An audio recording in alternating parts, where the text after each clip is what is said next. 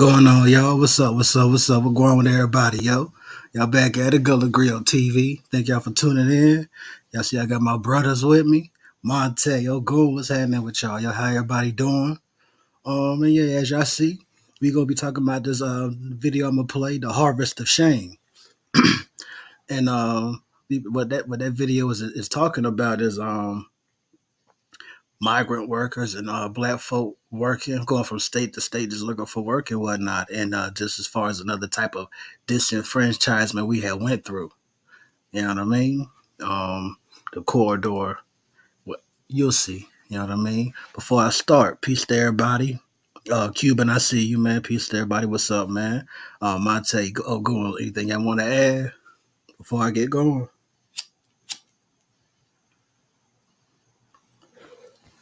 I bet I already know what that means. Time to go to work already. Again, this is fair use and everything, educational purposes. Yeah.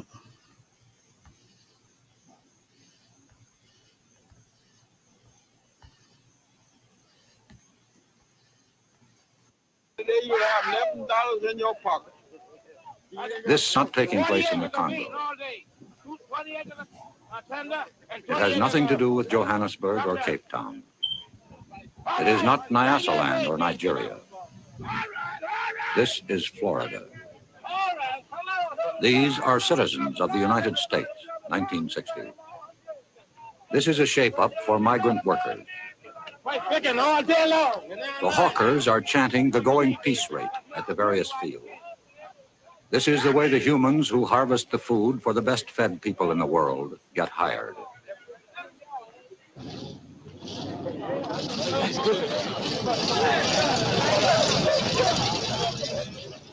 One farmer looked at this and said, "We used to own our slaves. Now we just rent them."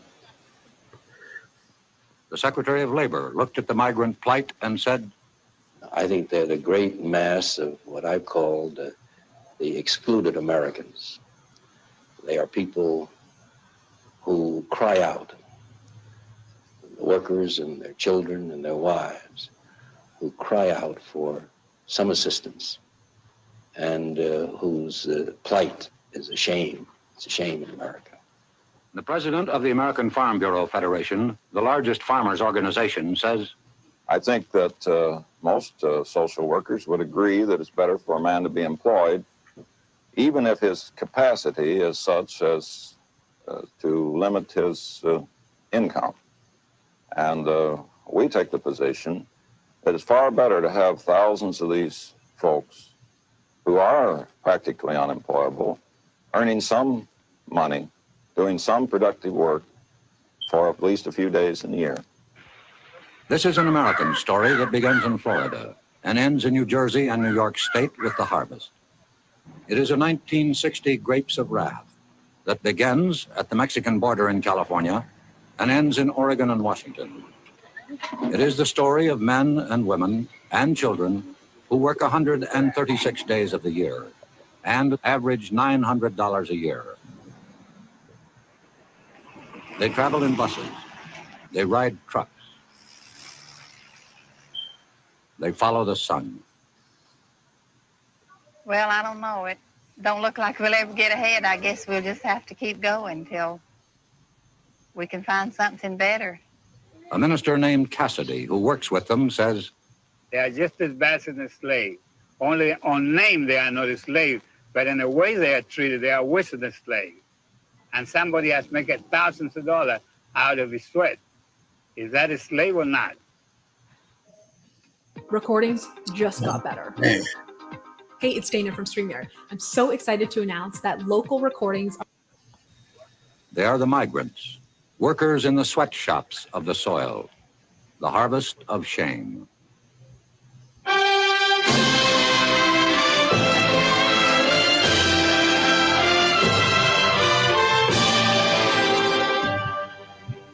Brought to you tonight by Philip Morris Incorporated, makers of Marlboro, filter cigarette with the unfiltered taste. I had to pause it right there, yo. So, as I one quote you heard earlier, we used to own our slaves. Now we just rent them. Mm, that right there is crazy. That's wild. Right here, we see Philip Morris. We see Marlboro. If y'all don't know, if I'm not familiar, this past shit, you could say a couple of years, honestly, it's been talk about Africans' arrival in America and whatnot, and the question of slave ships and everything. And I recommend just pull up a quick little Google tab, type in Marlboro slave ship. You see when it entered Virginia, right? We know Virginia was very known for tobacco and whatnot. And here we have Philip Morris, which actually had a Philip Morris industry plant in Richmond, along other places as well. But yeah, this video is gonna be very, very interesting. Just giving y'all a heads up. And yeah, we about to build and kick it. So yeah, y'all sit back, pour y'all libations. What's up, Ogun? No, no, go ahead. I was just going to say, this show, Say what? can you hear me? Go ahead. What'd you say? No, can you hear me? Am I I I, loud? I hear you. What's up? No, no, I'm just, after you got this build, I'm going to say this shows the plight of what was going on with Black Americans during this time.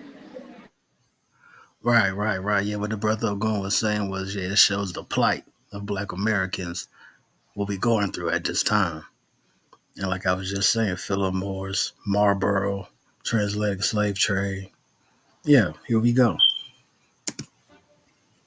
Now, Edward R. Murrow. This is CBS Reports, Harvest of Shame.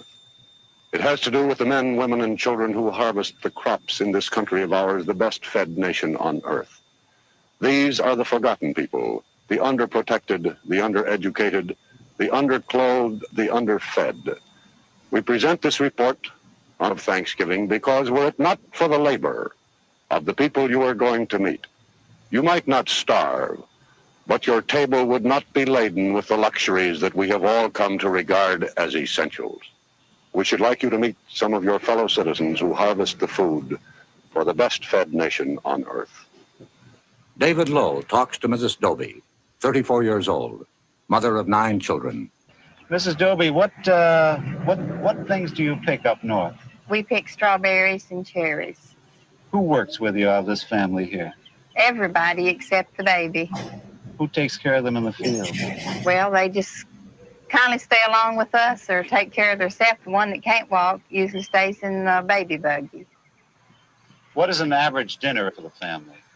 Well, you mean what do we have in? Yes. I cook a pot of beans and fry some potatoes or some corn or something like that. How many quarts of milk do you buy for the children, Mrs. Well, we don't have milk except maybe when we draw our paycheck, we have milk about once a week. For all these children, you have the milk? Baby has, she is on the bottle and she uses about 15 cans of milk a week. But the older children have milk about once a week. Do they like to drink milk, Mrs. Doby? Yes, they like milk. The only reason I asked that question, I was quite shocked that they had milk only once a week. Just thought they didn't like it, but they like milk, but there's so many, a gallon of milk will make them a glass around, and so we just can't afford it every day. What do you want most for your children, Mrs. Doby? Well, I'd like for them to have a career, whatever they'd want to be when they got older. Of course, the smaller ones, don't realize yet to know what they'd like to be. But the older girl, she'd like to go to school if she could. Of course, she'll probably be like the boy, have to quit as soon as she's old enough. She really likes to go to school, but she had to miss last week because she had to keep the baby for me to work. Mrs. Doby, wouldn't you ever care to have a house of your own? I'd like to have a house. If we plan to buy one, if we could ever get enough to pay down on one, we'd buy one. Do you think this will ever happen? Well, it don't seem like it. Welcome to Flatiron School. This is where you learn how the future works, where the whole point of education. This is Belle Glade, Florida, where the Exodus has its beginning every year.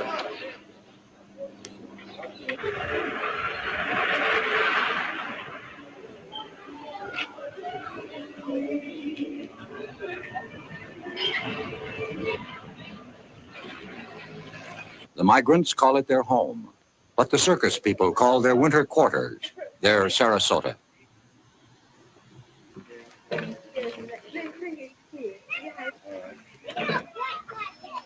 Charles Goodlett, chief of police of Belglade, says, the problem that we have now are the ones that come here that don't have the money to rent a room.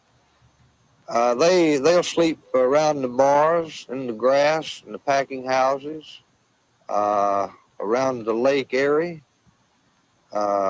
in the parks, any place they can find to sleep, to rest for a few hours. They come here with one thought in mind, is to survive till the end of this season and save enough money to get to the next state, going north. from towns like this throughout Florida and throughout the South, the 2 to 3 millions move out on their annual migration, which ends in late November.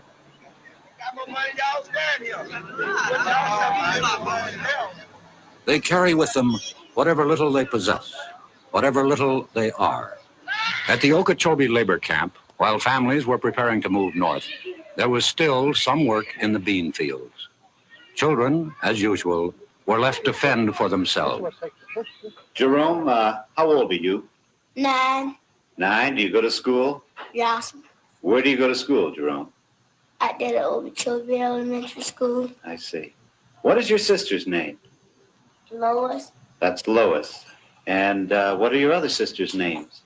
Catherine, and Beulah. Catherine and Beulah. What happened to your foot, Jerome? Dig a nail in out there by the wash house. So you drove a nail in out by the wash house. What did your mother do for that? She put some alcohol on it Where do you sleep, Jerome? in his bed. You have this big bed? Yes. What happened? How did you get that hole in that bed there, Jerome? The rats. The what? Rats. Now, Jerome, you are taking care of Kathy, of Beulah, and Lois. Yes. Now, are you going to give them lunch today? Yes. What are you going to feed them? I don't know. Do you have any food here to give them?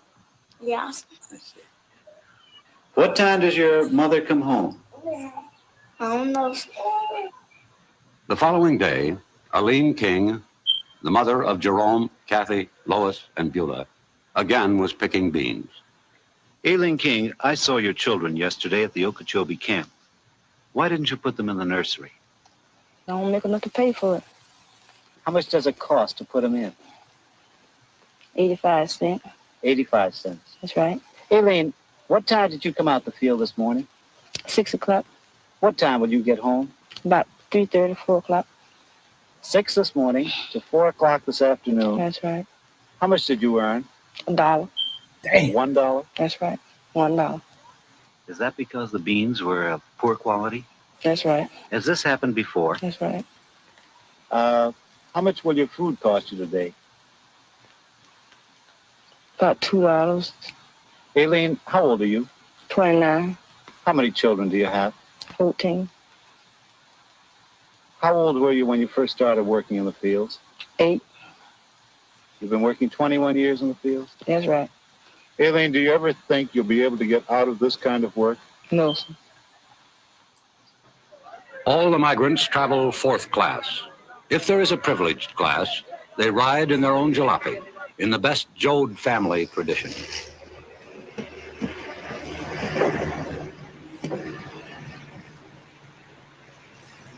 The long journey begins. Through Atlanta, Nashville,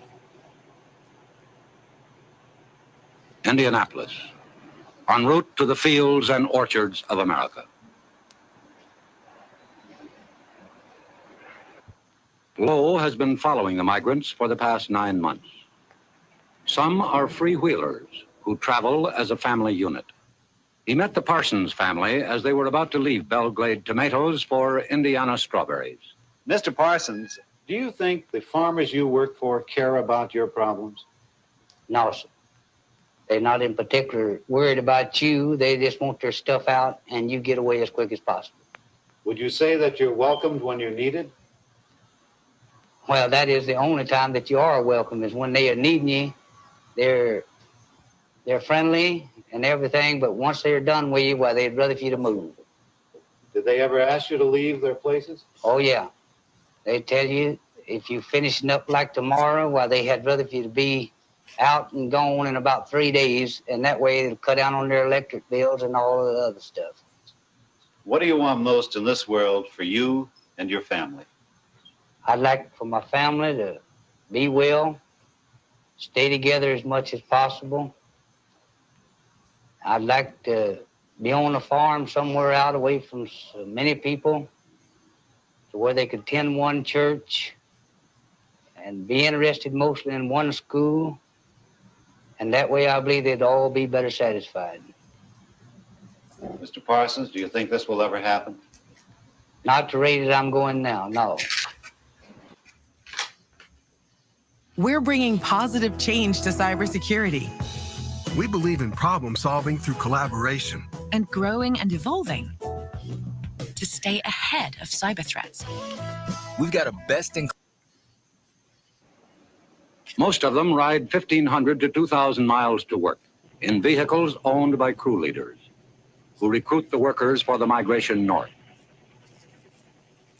This is the Roach family looking for work. Mr. Roach, how did you happen to come to this place? Well, I came to Augusta, and I was talking to some people, and they told me to come on down to Waycross, that it was a lot smarter work around Waycross, see? Well, how many miles have you been traveling looking for work so far? About 1,600 and something. Mr. Roach, where did you spend the night last night with your family? Over in the woods. Pulled up on the side of the road, a little dirt road, and slept in the woods outside the car. May I ask you, sir, what did you have for dinner and your family last night? Well, we had bologna sausages and loaf bread. That isn't very good food for a growing family, is it? Well, we made on it. How much money do you have in the world right at this moment? I only have about $1.45. Well, what do you intend to do about food for your family today? Well, I've always worked and I always figured I could get work. I had never been where I couldn't get a little something to do. The vegetables the migrants picked yesterday moved north swiftly on rails. Produce en route to the tables of America by trailer is refrigerated and carefully packed to prevent bruising. Cattle carried to market by federal regulation must be watered, fed, and rested for 5 hours every 28 hours. People, men, women, and children, are carried to the fields of the north in journeys as long as 4 days and 3 nights. They often ride 10 hours without stop for food or facilities.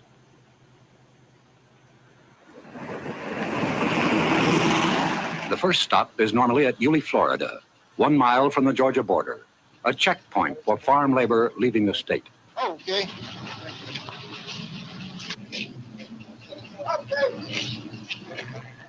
There are other stops, Kingsland, Georgia, for bread and sandwich meat. Darien, Georgia, for facilities. Now, I'm going to ask the chat real quick. Why is Darien, Georgia important for we? I'm going to wait a quick second. Darien, Georgia. Why is Darien, Georgia important for we? Can you hear me now? Am I better? There you go. What's happening? So what you think so far about it? Well, I know you done watched it, but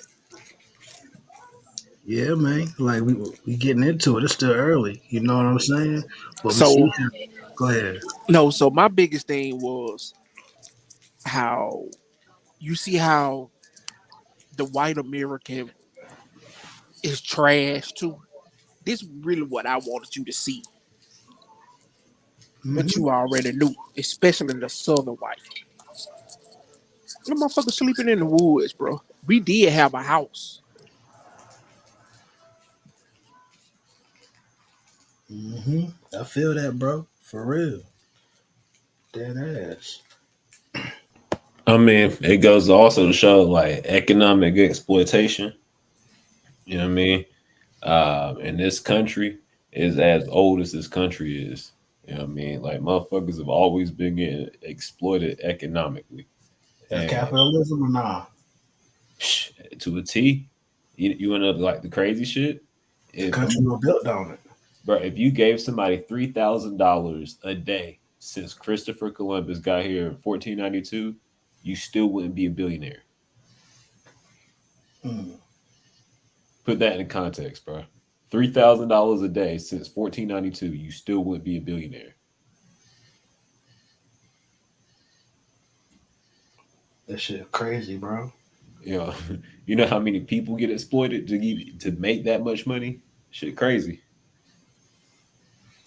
That shit crazy, bro. I'm telling you, man. Listen, but yeah, and as far as the economic exploitation, we seeing these people picking beans and whatnot, right? Sister with the how many children? I forgot how many children she had. Her last name was King. You know what I mean? 14. I thought it was 14. You feel me? The one boy drove his nail through a foot over there by the washroom. You feel me? Had to watch his siblings and whatnot while everybody else older than them out working. You feel me? But it's some more shit we gonna get into. For real. Oh shit. You were saying what's important about Darien? Yup. Oh yeah, yeah. Ain't that where the 54th fought a battle at? I don't recall. I know about Darien because of the language Ukrainian. 54th is in St. Helena. I remember that, but I'm trying to see if I think there was a battle. I'm gonna look it up, bro. I'm gonna put a link if I find it. I think there was a battle. It might be because Georgia got its own story with the U.S. colored troops. I'm waiting for Leaky to tell us about. Going to. Here we go, right here. It said Darien was the destruction of Darien, the undefended city was of strategic importance and was carried out by the 54th Massachusetts Volunteers under the command of the reluctant Robert Goldshaw and the South Carolina Volunteers under the command of Colonel James Montgomery. There we go, holding it down for the 912 and the 54th. See, there's another connection with the 54th. There we go. Goddamn. And also, the last video I played with the elder, what was he talking about? Where was he from? The one that had that axe that looked like it was a Shango axe. Mm-hmm. He from Darien. There we go. There we go. Oh, and the oldest black Baptist church is from Darien. I think it's called the First African Baptist Church. You know what I'm saying? And that's a corridor church at this point. Everywhere in the corridor got one of them. Yeah, I think it's actually the oldest. It's not. I think it's older than just the oldest Baptist. I think it's the oldest black church, if I'm not mistaken. Oh no, I'm gonna look that up. Like, if I'm not mistaken, the first black church in America is in Darien, Georgia. That shit crazy, man. Yes, shout out to the Moran family. For real, shout out to the corridor. Shout out to the Moran family. Language Ukrainian, Darien, Georgia. Facts, bro. You know what I'm saying? Harris Neck, Georgia. Shout out. Word up.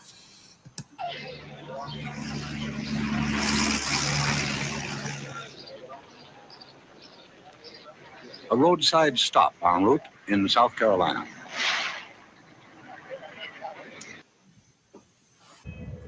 This shit. First time I watched it, I swear I think I had commercial.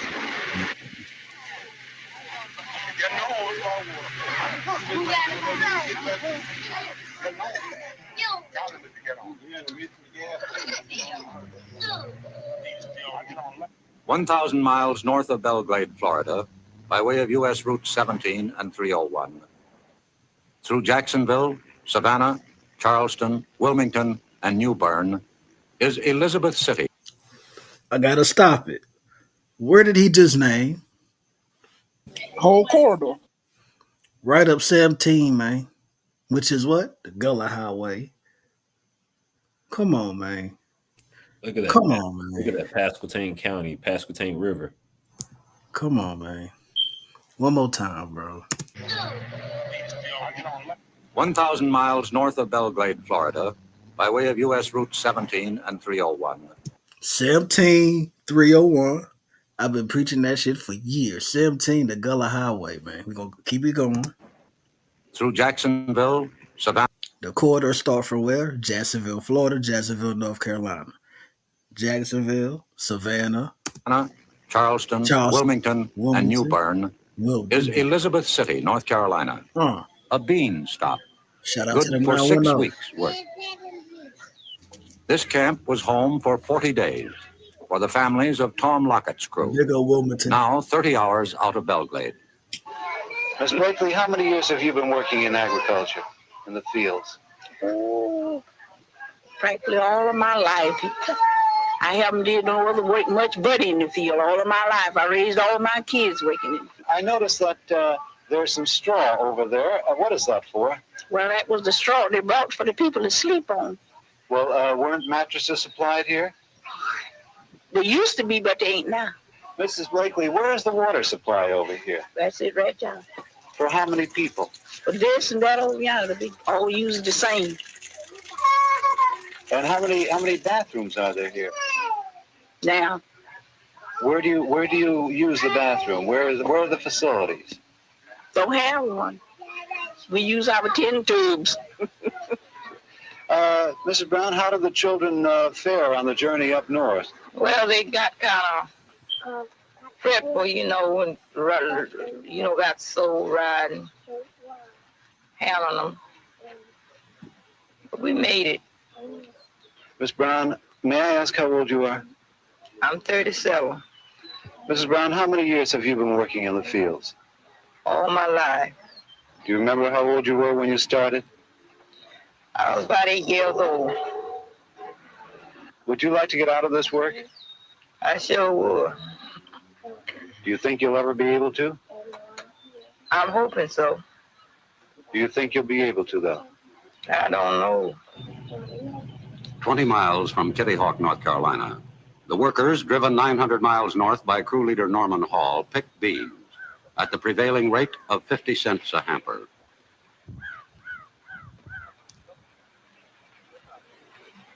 Lunch is not a picnic, whether brought from the labor camp or purchased at the open-air kitchen, or in a bottle, heated by the rays of the sun. In a survey in 21 states conducted by the National Council of Churches, the migrants themselves listed the evils of... Hey, at this point, this book right now, to me, is the face of goddamn racism, bro. I ain't even gonna hold you. He the face of it, smoking his fucking Marlboro full flavor with the red pack. Fuck him, bro. Hey, bro, they not even talking about how crazy them conditions was, right? They in Kitty Hawk, North Carolina, bro. The Outer Banks. Ain't no waiting for you. Ain't no trees for shelter. First flight. Bro, ain't nothing but wind and sand. And they eating in open kitchens. They got open plates and open food, bro. So inevitably they eating sand and shit in their food.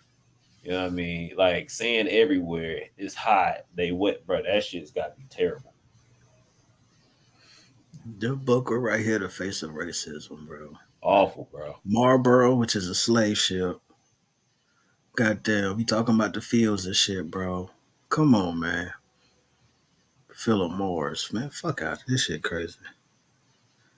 Facts, Cuban. This even long ago. It's not. It's not. It's not. It's not, bro.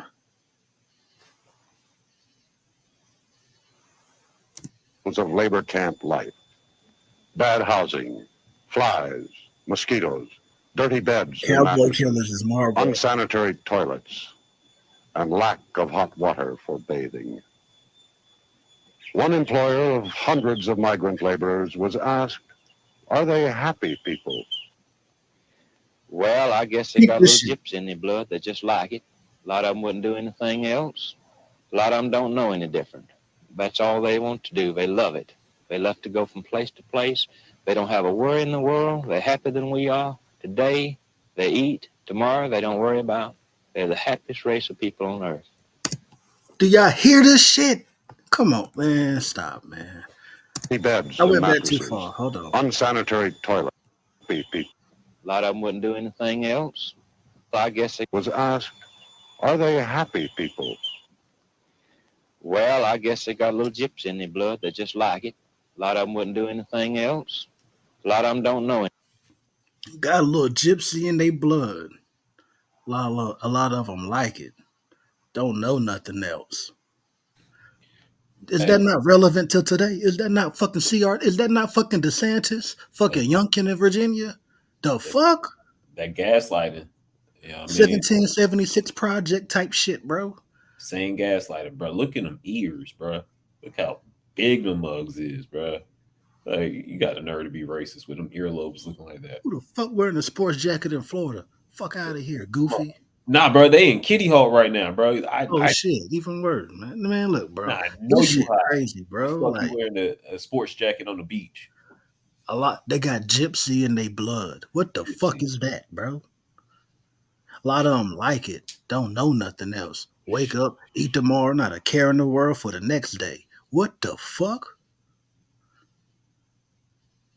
That's against our culture, bro. That's the whole. It's for their own benefit. They benefit from it. They learn the skills of agriculture. Fucking DeSantis. The fuck, bro? Bro, it's always the white people that be racist, the bucker that be racist, bro. They always got the ears.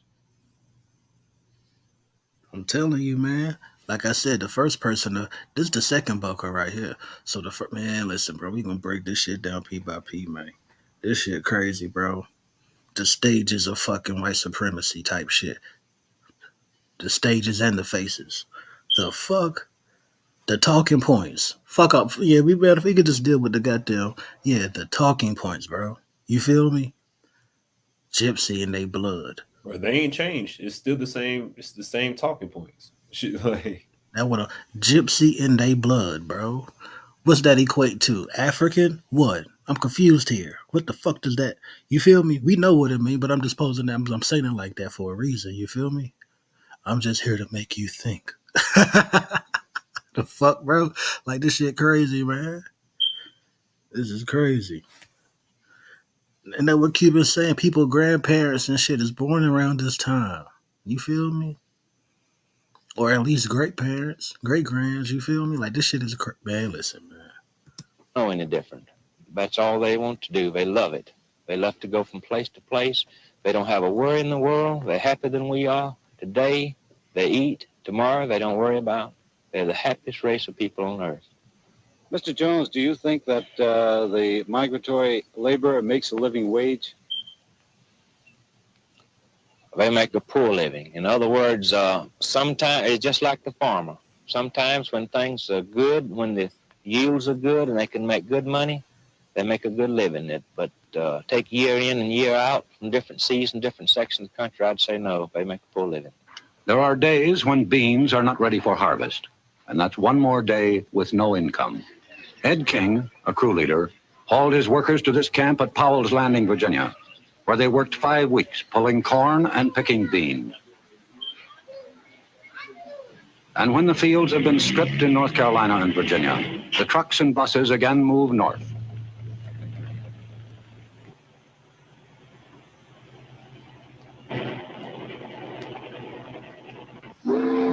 This is Little Creek Ferry, outside of Norfolk. Big of Virginia. 20,000 migrants are ferried to the fertile fields of the Virginia Cape and the eastern shores of Maryland and Delaware for beans, tomatoes, asparagus, and potatoes. We were from the corridor, right? From the south, the corridor, right? And we moving our way up. Now we went through Virginia, right? Norfolk and whatnot. Now we making our way into the DMV, right? But and we better listen. We're cool. For one crew, hardship was climaxed by disaster, the death of a migrant. We had a little trouble on the road about 4 o'clock this morning, Sunday morning, and a car and a little wreck. One killed. Has this ever happened before with any crews coming up north? Once I remember, was the state of North Carolina. What happened? Everybody. Monte, I know you heard him. Everybody might not have understood him, but I know. Well, if he said Fayetteville, North Carolina, yo, 910, the Cape Fear region of the Gullah Geechee corridor. You know what I mean? Like, all this shit hit home for certain people. You feel me? So yeah. I got killed. You're always saying be the change. So come on, man. Very you. Be the change. Very nice. I done watched this shit 3 times, bro. So you think you know Wix. Do you really? Come on.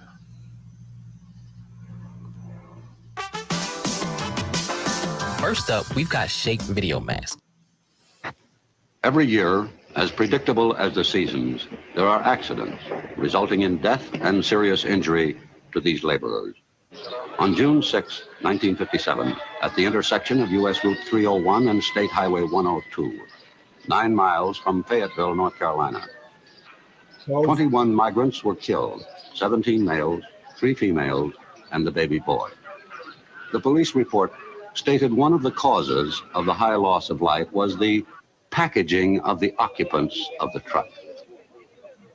Today, only 6 states have laws providing for the safe transportation of migrants within their borders. The state of North Carolina is not one of the 6. Secretary of Labor Mitchell. Hardly a year goes by that we don't read in the paper of some very serious accident where sometimes a dozen or more people have been killed purely because there is no interstate standard with regard to safety. Another complication of the migrant stream is the constant flow of foreign workers into the available pool of domestic workers.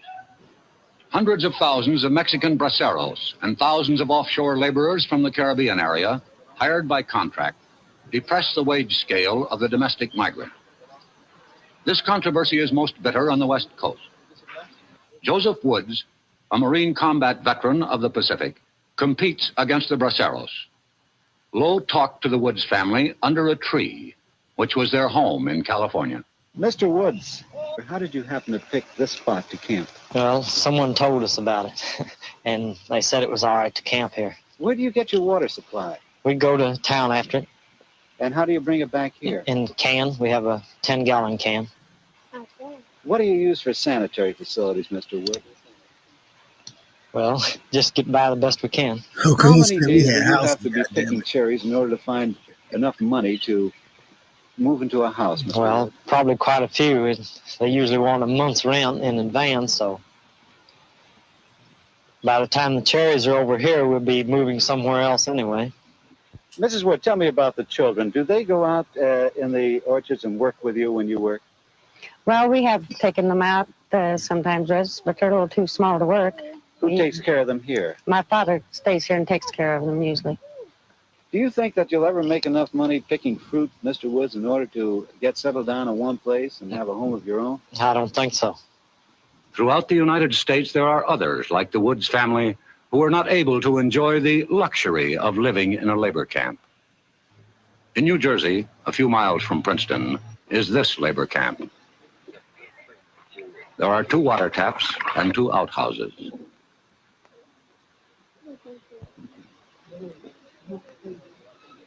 Families live in one room, usually in one bed. The single men live in the bull pit.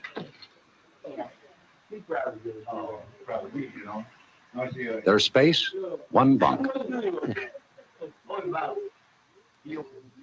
4 people live in this room in New Jersey. A family of 6 will move into this room. Nearby, a trotting raceway has new stables for horses. They cost $500,000.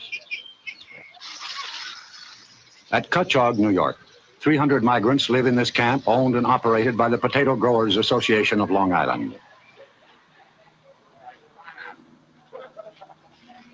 This is migrant housing, 90 miles from Times Square.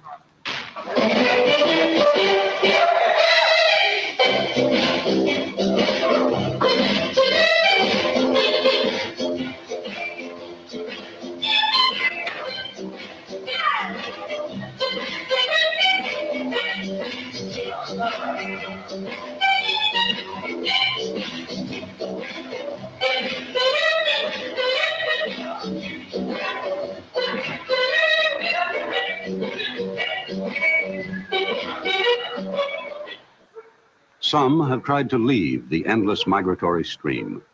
Wherever this happens, the local slum areas expand. This is Riverhead, Long Island, New York. A minister said, "This is as primitive as man can live." This settlement of former migrants is called the Bottoms.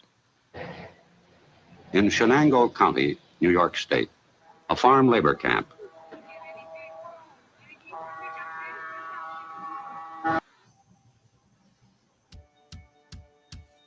Make big career moves at Flatiron School. This shit blows. Use problem solving and The ultimate goal of Ed King's crew, 1,257 miles from Belglade. The migrant mission serves 1/2 pint of milk and 1 cracker to each child. This is their lunch.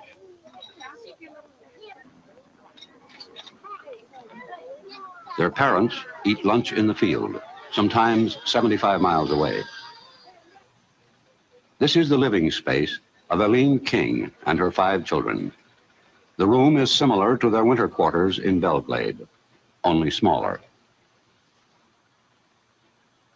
Charles Schumann, president of the American Farm Bureau Federation, says, we were the only group of people that furnish housing for our workers. And we furnish these extra benefits, perquisites. Some sections call it the furnish. And it's almost impossible to calculate the value of these added benefits.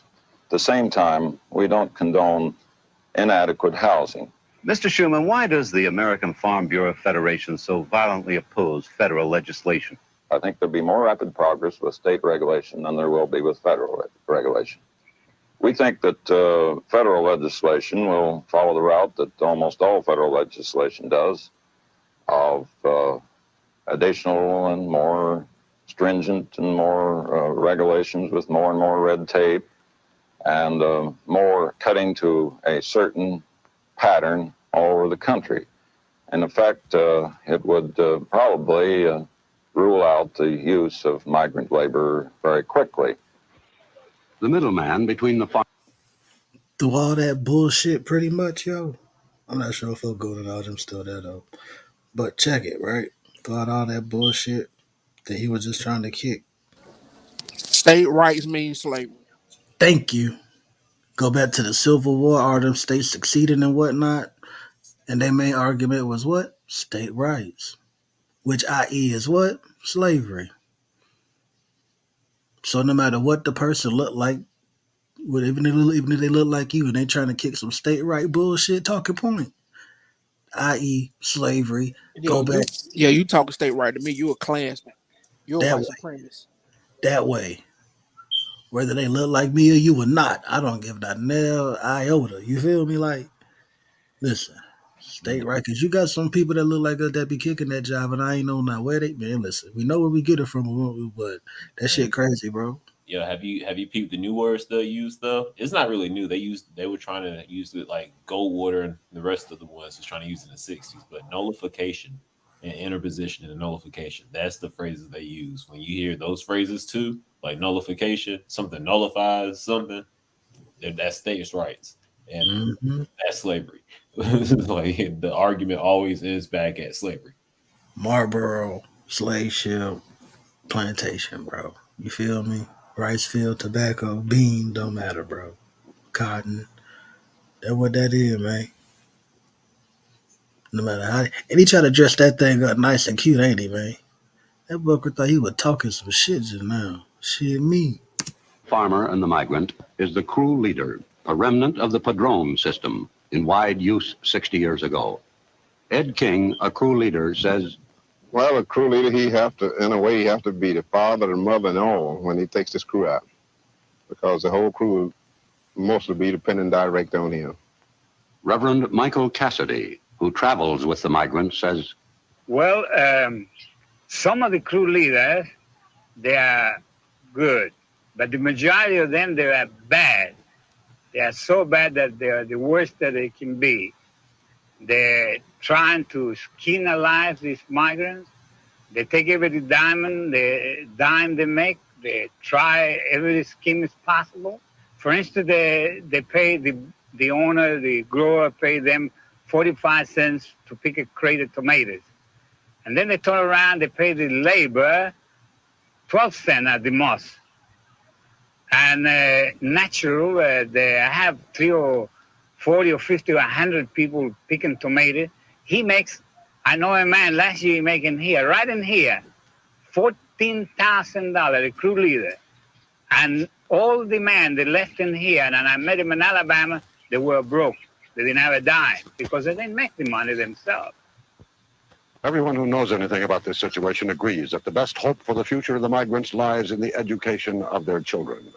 But for the children of migrants, education is not easy to come by. There are 600,000 of them.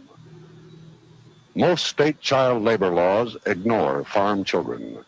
And so far as the children of migrants are concerned, almost without exception, they leave school at the age of 16 forever. The United States Office of Education reports that the migratory workers have the highest rate of illiteracy in the country. Approximately 1 out of every 500 children whose parents are still migrant laborers finishes grade school. Approximately 1 out of every 5,000 ever finishes high school.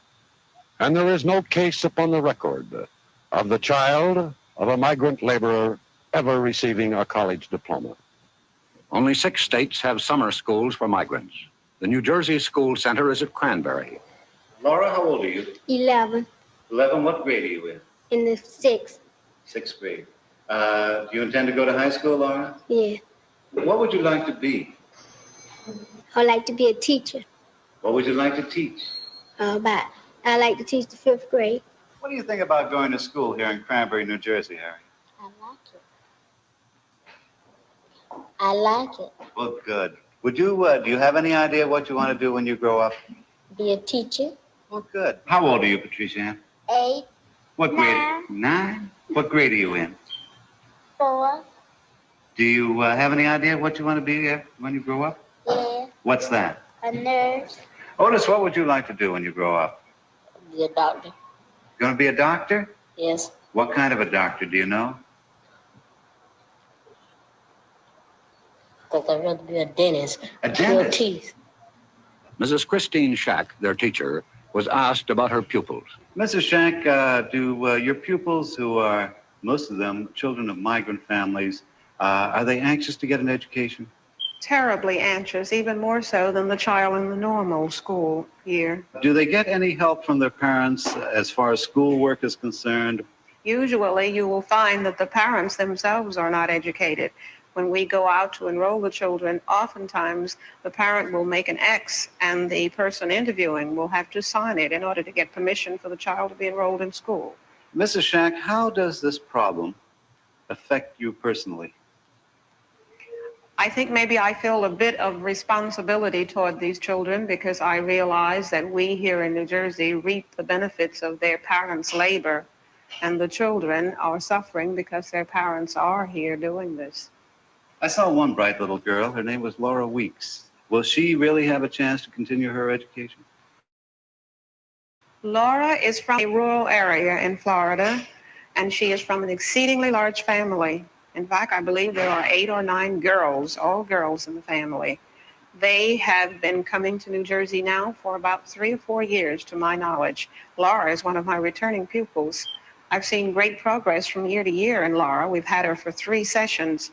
However, I think because of the family's financial conditions and the size of the family and the fact that she is in a rural area, that she probably will get no farther than upper junior high school or maybe complete high school with luck. What about Harriet Damon? Harriet, too, is from a very large family. There are 9 children in the Damon family. We have 6 of them here in the summer program. She is the oldest of the 9. I doubt seriously that Harriet will have an opportunity to advance her education. One can't help but have compassion for those who find themselves in such a condition. The federal government spends $6.5 million annually protecting migratory wildlife. This year, Congress failed to appropriate $3.5 million to educate migratory children. Senator Harrison Williams, chairman of the Subcommittee on Migratory Labor, was asked if state or federal legislation was the answer. Many aspects can only be successfully dealt with at a national level. For example, wages. We see states in competitive positions. They're reluctant to raise wages through legislation in their state because their farmers are competing with farmers in other states. And we see in education some states who have taken great strides. We can't expect states to do it alone when they know their neighboring state with whom their farmers compete are not doing anything. We know that just about everybody in this country has some federal support for adequate housing through FHA or whatever the program is, except the farm community. And the migrant farmer is the most poorly housed member of our society. Senator Williams, a Democrat, and Secretary of Labor Mitchell, a Republican, have called for legislation which will probably come before the next session of Congress. And only last week, President Eisenhower made the presidential... Talk to me. Is Cuban in the back? See if Cuban in the back.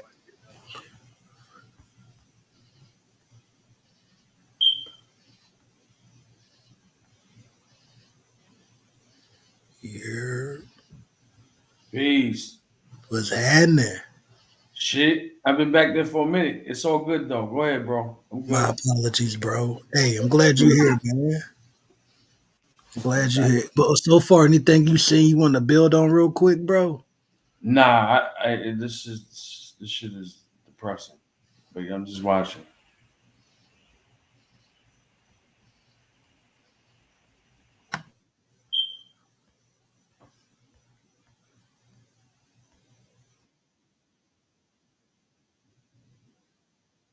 That there are many kinds of farmers and many kinds of crops. The big mechanized grain and dairy farmers use little or no migrant labor. Some of the major canneries do pay fair wages and provide adequate housing. However, it must be stated that most of the fruit and vegetable farmers find it economically impossible to build good housing like this to be used only 6 weeks a year. The farmer claims he is trapped between what society expects and his market demands. Howard Jones, a grower in Florida, was asked if he knew what his beans, picked that day, would bring in the market. Well, you can't tell from one day to another. Some days you'll go down the market. Hold on. Good housing like this to be used only 6 weeks a year. The farmer claims he is trapped between what society expects and his market demands. Howard Jones, a grower in Florida, was asked if he knew what his beans, picked that day. Now remember, this the same son bitch earlier who was talking about they just got gypsy in their blood. They wake up with no care in the world, eat and don't worry about the next day type job, right? As these people back here is working, man, this somebody grandparent, you know what I'm saying? And this buckler motherfucker with the damn crazy ass mindset, yo. Shit crazy, man. Would bring in the market. Well, you can't tell from one day to another. Some days you'll go down there and you'll get $5. Now I've seen them drop to $1.50 the next day. Or one day they'll be $3, and the next day they might be $2. Or one day they'll be $2, and the next day they could be $4. Who sets your price? Well, that's what we're all trying to figure out. Everybody, I don't know the answer, but the chains seem to have more to do with setting the prices. But listen, hold on, pause there. So I know you said how, of course, you know the buck will gonna talk crazy anyway. But in the same breath, I want people to notice how the Booker always talk with two tongues. Mm-hmm. He say, well, you know, they ain't got a care in the world. They got gypsy in their blood. Then in the same breath, the man asks is they getting paid fair wages. Oh, no, they ain't getting paid fair wages. It's slave wages. Huh? Mm-hmm. I'm glad you peeped that. Come on, man. You know what that argument is, though? That's the they enjoy being slaves argument. It's good for them. That's what he say. They enjoy this shit. They wake up with no care in the world. They get to eat a meal. Facts, right? Is no unemployment type shit. Shit crazy, bro. I'm somebody grandparents. Yo. Too much difference between the price that they're paying the farmers all over the country.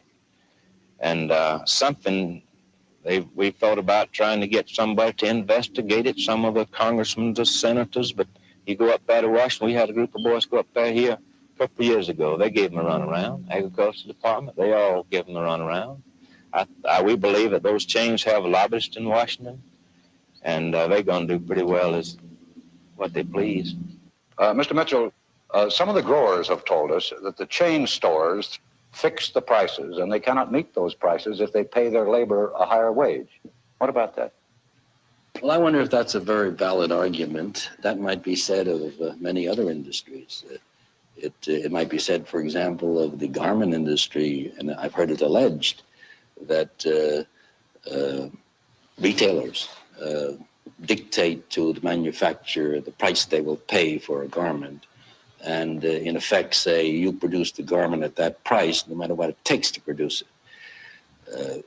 However, the garment worker in this country fares very well in terms of standard of living, due in large measure to the efforts of people like Mr. Potofsky and Mr. Davinsky of the ILGWU and the Amalgamated Clothing Workers and others who have taken what was a very substandard industry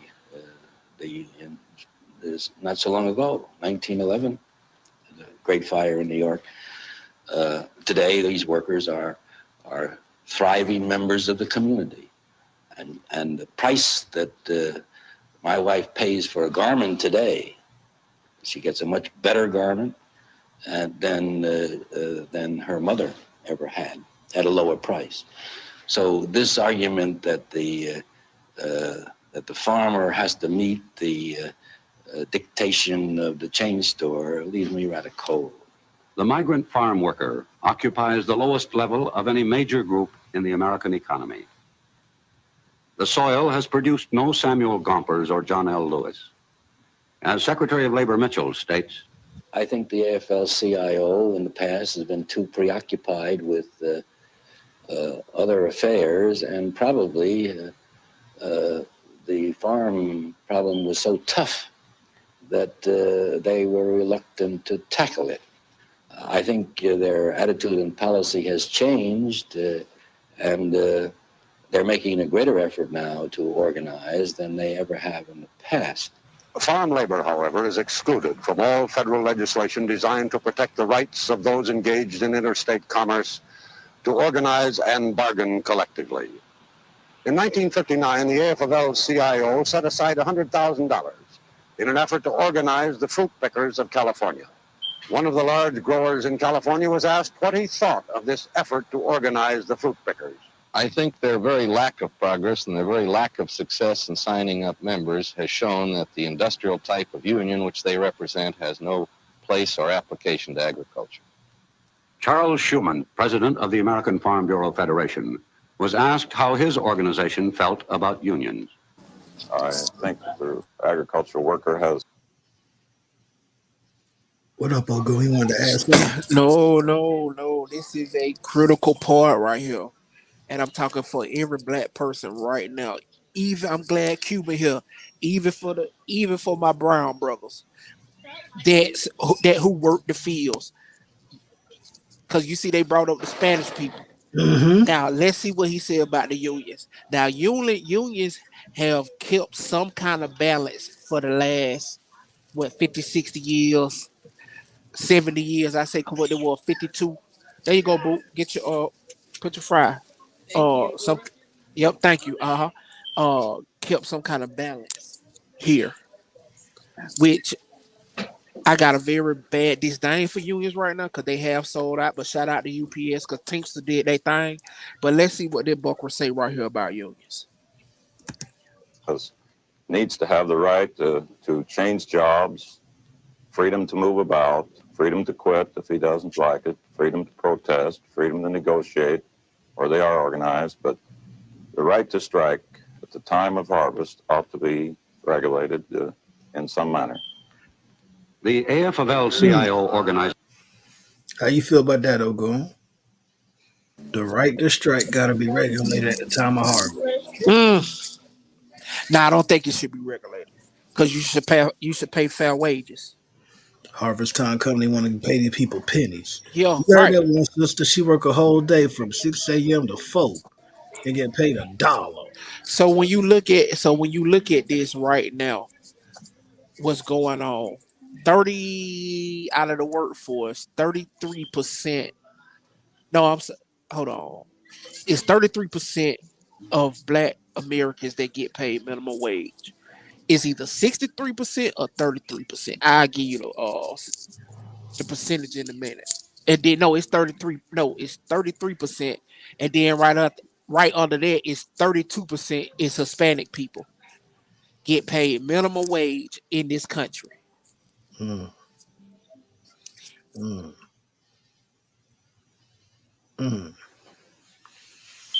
Depending on what state you live in, boy, oh boy. Right. So if you in the South, we talk about $7.50. That's Georgia. Mm.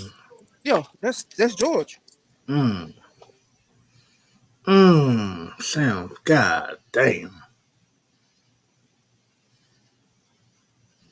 I mean, constitutionally, I'm not even sure if you can even like limit when people redress grievances or how they redress grievances, though. You know what I mean? Like that seems like a First Amendment issue there. To say that, like, nah, they shouldn't be allowed to strike when harvest time comes. Like, bitch, fuck you. Like, So I know a company. I ain't gonna say the name. Well, they do got a no strike clause. They do have a no strike clause right now.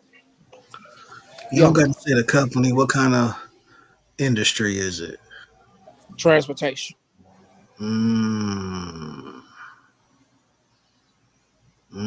And that's a whole nother industry that a whole bunch of shit like that be going on in. Right. That's why I say. That's why I got a gripe. The That's why I got a training gripe work. for the unions. Because Yeah. why the fuck would the union sign off on no strike clause? Get the fuck out of here. Fuck out of here. That's crazy.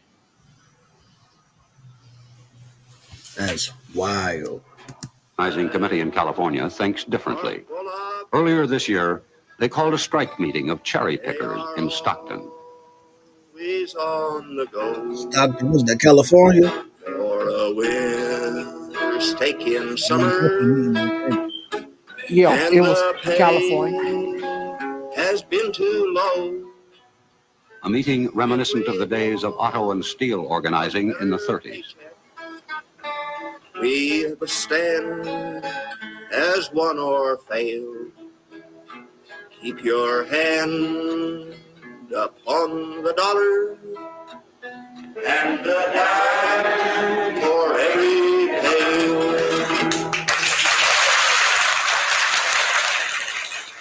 Louis Kramer, an official of the organizing committee. Your negotiating committee met with cherry industry representatives for the first time in the history of agriculture. They set a minimum of 110 per 16-quart bucket for good and average picking. Now, some contractors and growers will try to beat down that minimum price. They'll say that they can't afford to pay 110 a bucket for the big crop, that they're squeezed, that the Chrysler Imperial needs fixing, or Junior's Thunderbird is on the blink. Now it's up to you and the rest of the pickers. It's your program. It represents united action. Sure, you can get a job, but if you can't live on what you make, what good is the job? You make about $5 or $10 today, and tomorrow you just looking for a job and stay on the street looking for a job. You don't got no job another day. And what do the local people supposed to do? We live anywhere, in a tent, under a shade tree, under a river bridge. We drink water out of a creek or anywhere we can get it. 5 or 6 families drink out of one cup, a tin can, or anything else. We're to blame. We tolerate that stuff. If we stick together and say we won't do it, we won't pick your cherries until you give us some restrooms in the field for the ladies, some for the men, and some water fit to drink, we won't pick them. We get them. If you want to take full control of your sales pipeline, Man, you need to try Monday this CRM. this It's still given my going sales team on more right time to look at now. This still going on right now, bro. Right now, still fighting for our rights, still fighting for the common man. And I'm glad you're showing this, bro, because this is for the common man fight. This ain't about no Egyptian millionaire. This ain't about none of that shit. This about pro-union, pro-worker, the average American, Black American, my Hispanic Americans, the average American. If you're a blue collar worker, this is for you. And whoever family is blue collar worker. That's a fact, bro. That's a fact. That's a fact. And if any man, listen, bro, I'm over here thick, man. Listen. Man, What they if someone rolling trace back their child, ancestry through somebody like this, yo? You feel me? bro. Because this is too far removed. Go They ahead. rolling back child labor laws right now. If people can Google right now, put in your Googles and Danny say, it's a 16-year-old just died in a meat packing plant. A little Hispanic boy just died a couple weeks ago in a meat packing incident. Why the Dang. hell is a 16-year-old working in the meat packing plant? But man, boy.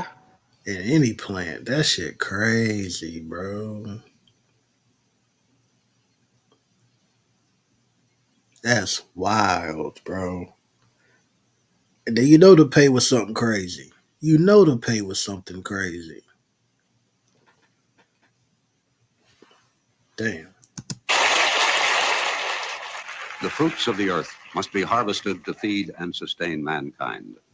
What have you to show for picking since the harvest has begun? We have barely made expenses, but we've set a going scale. Keep your hand upon the dollar and a dime for every pail. The question posed by thoughtful men is, must the 2 to 3 million migrants who help feed their fellow Americans work, travel, and live under conditions that wrong the dignity of man? Howard Van Smith, awarded a Pulitzer Prize for his series of articles on migrant labor in the Miami News, says this. I knew next to nothing of the migrant situation 4 to 5 years ago. I knew there were migrant camps, but a migrant was just a person who worked in a farm to me. After seeing what I have, I am sure that I will devote the rest of my life to doing what little I can to help solve this problem. Secretary of Labor James Mitchell says, I feel sad. I feel sad because I think that it's a blot on my conscience as well as the conscience of all of us who are whom society has treated a little more favorably than these people. What do you mean by that, fellas? Chat.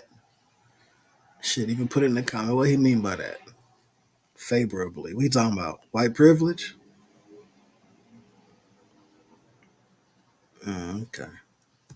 They have no voice in the legislative halls. They certainly have no voice in Congress. And their employers do have a voice. Their employers are highly organized and make their wants and terms and conditions known to our legislators. I know of no greater pressure lobby, so-called, in Washington than the Farm Group. In all the matters in which I am interested in, I have been frustrated to a greater extent than in any other sphere of activity as Secretary of Labor in my inability to make any impact at all in terms of either regulations or law that would help the farm workers. And the pressures of the farm groups are tremendous. We guarantee to the farmer no loss in certain crops. There the farmer likes to participate in government largesse. But Lord help the fellow like myself who dares suggest that perhaps the government should do something about the workers that work on farms. It seems to me that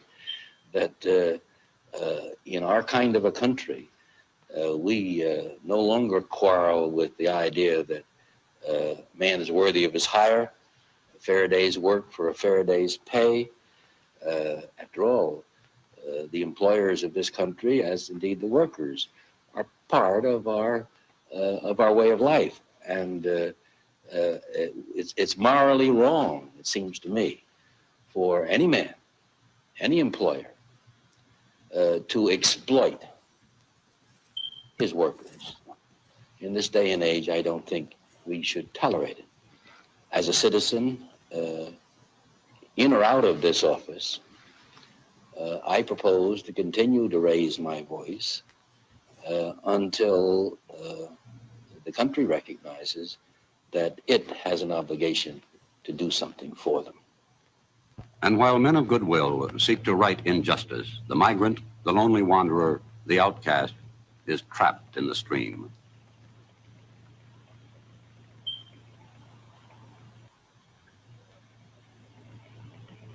Now it is November. The last of the laborers, in trucks, buses, and cars, approach the southern states to start the cycle all over again.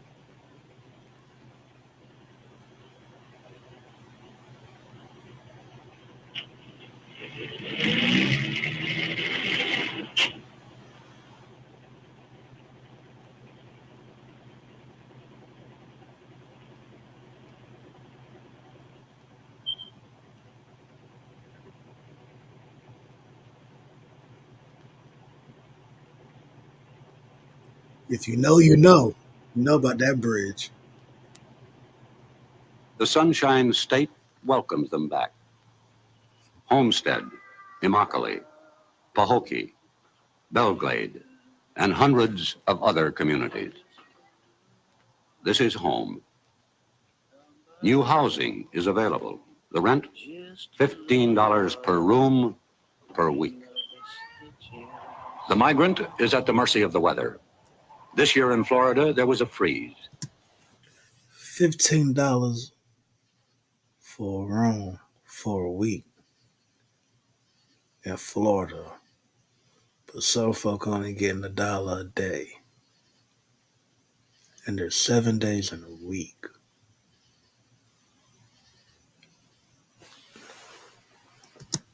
Killing beans, tomatoes, celery, corn. Its byproduct was a bread line. Migratory farm workers are not eligible for unemployment insurance. A leader in cybersecurity education, one of the largest cybersecurity programs in the country, ECPI University. I'm gonna upgrade to YouTube. I promise you. This happened in the United States in 1960. A line of humans waiting for a ration of tinned goods, milk and bread.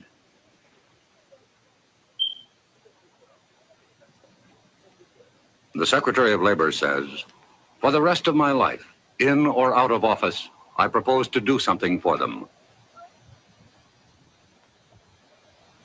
A hardened newspaper man says, for the rest of my life, I will do what little I can to help.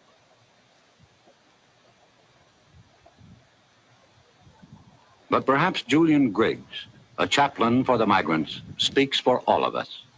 Is it possible to have love without justice? Is it possible that we think too much in terms of charity, in terms of Thanksgiving Day baskets, in terms of Christmas baskets, and not in terms enough of eliminating poverty? The migrants are back in Belglade, winter quarters, after months of travel and work. One said he brought back $1.65. Another said $6. Another said we broke even. We were broke when we left, broke when we got back. God damn. We asked them what they thought they could do to help themselves, and they said nothing. What can we do? Last week, a presidential... Broke when we left, broke when we got back. All that work.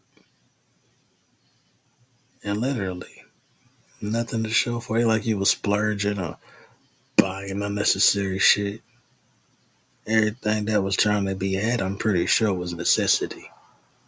Room, board, shelter, food, water, right? Shit crazy. Presidential Committee, made up of the Secretaries of Labor, Agriculture, Interior, and Health, Welfare, and Education, made certain recommendations regarding the migrants. Here are some of them. Extend child labor laws to cover agricultural workers. Eliminate residence requirements so that migrants will be eligible for health, education, and welfare programs. A federal law requiring crew leaders to register, thus protecting migrants from exploitation. Extension of workmen's compensation laws to agriculture. New housing regulations. States to pay local school boards for the education of migrant children. There will, of course, be opposition to these recommendations. Too much government interference, too expensive, socialism. Similar proposals have been made before. In fact, 150 different attempts have been made in Congress to do something about the plight of the migrants. All except one has failed. The migrants have no lobby. Only an enlightened, aroused, and perhaps angered public opinion can do anything about the migrants. The people you have seen have the strength to harvest your fruit and vegetables. They do not have the strength to influence legislation. Maybe we do. Good night and good luck. And I gotta say this before I forget.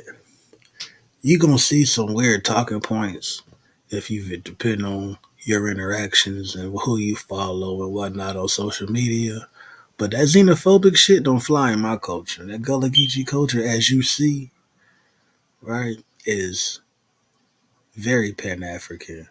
I mean, to be all the way honest with you, the way we came together with all these different tribes and whatnot when we got here, and then when getting here, just the different situations that happen with our experience, they're shared with people in the Caribbean. Big up Denmark, VC, right? Big up the Bahamas, big up Trinidad, big up Cuba, right?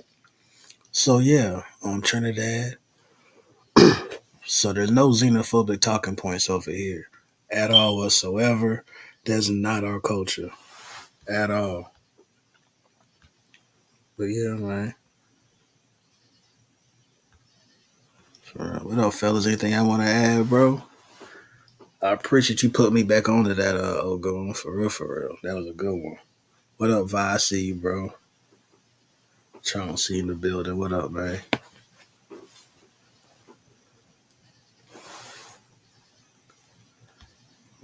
Yo, can you hear me?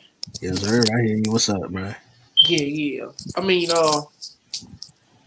at the end of the day, man, this country need a revolution. And I ain't speaking on like no black revolution right now. I'm gonna say some unpopular shit, but at the end of the day, if you're a working American in this country, I'm talking to you. You know what I mean? And at the end of the day, this country need a fucking working revolution. Because this shit still exploiting people. Yeah. You feel what I'm saying? And like you can sit here and have your head in the sand, but at the end of the fucking day, niggas still making it. At the end of the day, man, if you're not making $100,000 plus, you're not finna buy you a home. And with the fucking politicians, man, they playing identity politics, right? So what I mean by, hey man, you know, the trans finna take over. Trans people in sports. Hunter Biden investigations. Biden for president, Trump for president. But at the end of the day, they still crushing the working man. And they got the country so divided with identity politics. If people don't know what identity politics is, man, I suggest you Google identity politics. Identity politics is like culture wars. So instead of them talking about policies that could change your life, they rather talk about transgender using bathrooms. And I ain't sitting here I ain't gonna say do I agree with it or I don't agree with it, because we ain't here to talk about that. And that's my personal stance. But at the end of the day, if a woman gives birth to a child, she literally have to go back to work the next day. So why haven't they passed women can stay out 8 weeks to take care of that child and they get a stipend to be able to, you get what I'm saying, to be able to stay home, heal, and nurture the child. We all know the first month a mama should be with the child. You know, the first month. That's when they bond. So, you know, I mean, like I say, man, this country need a revolution, man. And I ain't talking about no that type of revolution. I'm talking about a mass strike where everybody sit the fuck out and say, fuck it. We have showed them people that the workers run this country. Look what happened with COVID. This motherfucker almost collapsed because the workers, we weren't able to go to work. And I'm saying I'm talking about black, I'm talking about white, I'm talking about Mexican, or whatever you motherfucker identify. Motherfucker, the billionaires don't pay taxes. You pay taxes. And this right here, if that documentary ain't showed you shit, this shit showed you who built this country. Who built this motherfucking country? So, I mean, you know, it's simple, man. I mean, you know, I ain't trying to motherfucking preach to the choir, but this the kind of shit I deal with. I'm here for the working class man. And that's who I speak for, because I'm a working class man. I'm struggling just like everybody else. Do you know, man, the average motherfucker can't have a car breakdown on them? $250 would make people homeless, bro. Right now, Atlanta has had 70,000 evictions. 70,000, bro. The average rent in Atlanta right now for a 1-bedroom, bro, is fucking $1,800. Niggas making $12 an hour. How the fuck can you afford $1,800? Just like you said, the average rent back then for a week was $12 a week. $15 a week. And you making $1.25 a day. Make it make sense. So that means it gotta be motherfucking 6 or 7 y'all living in that motherfucker just to make rent. Just 2. You still gotta eat. Ain't nothing changed. Ain't nothing changed.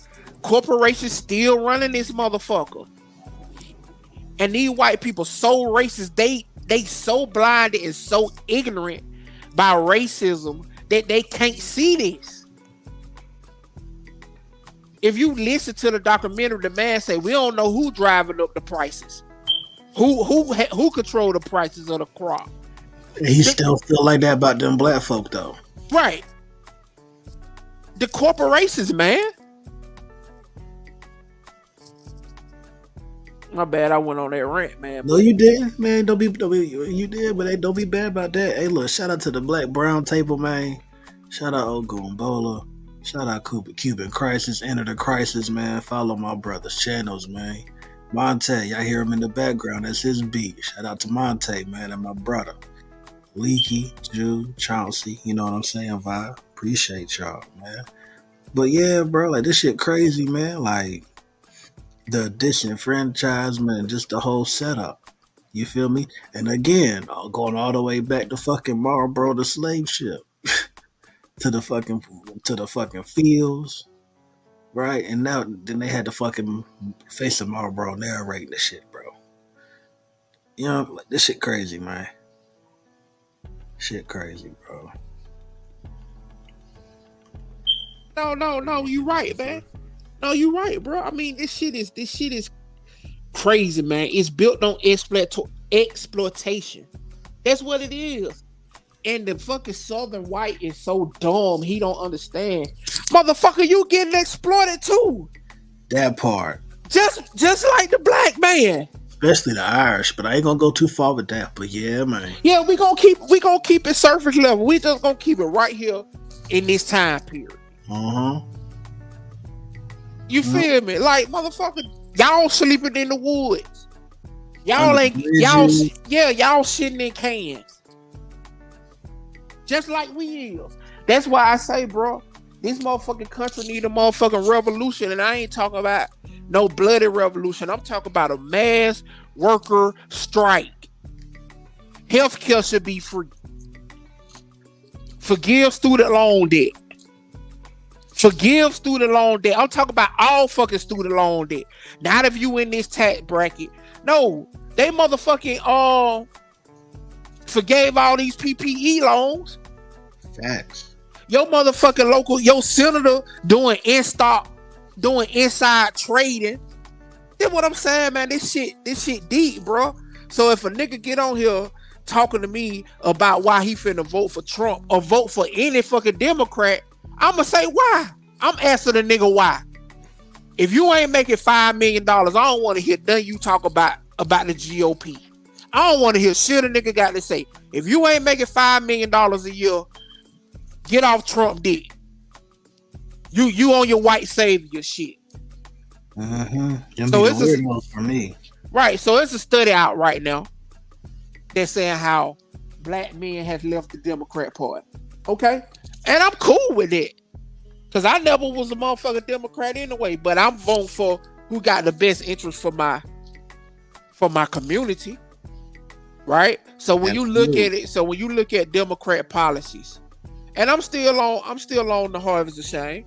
So when you look at Democrat policies, well, shit, not these Democrats, because most of these Democrats ain't shit but undercover Republicans.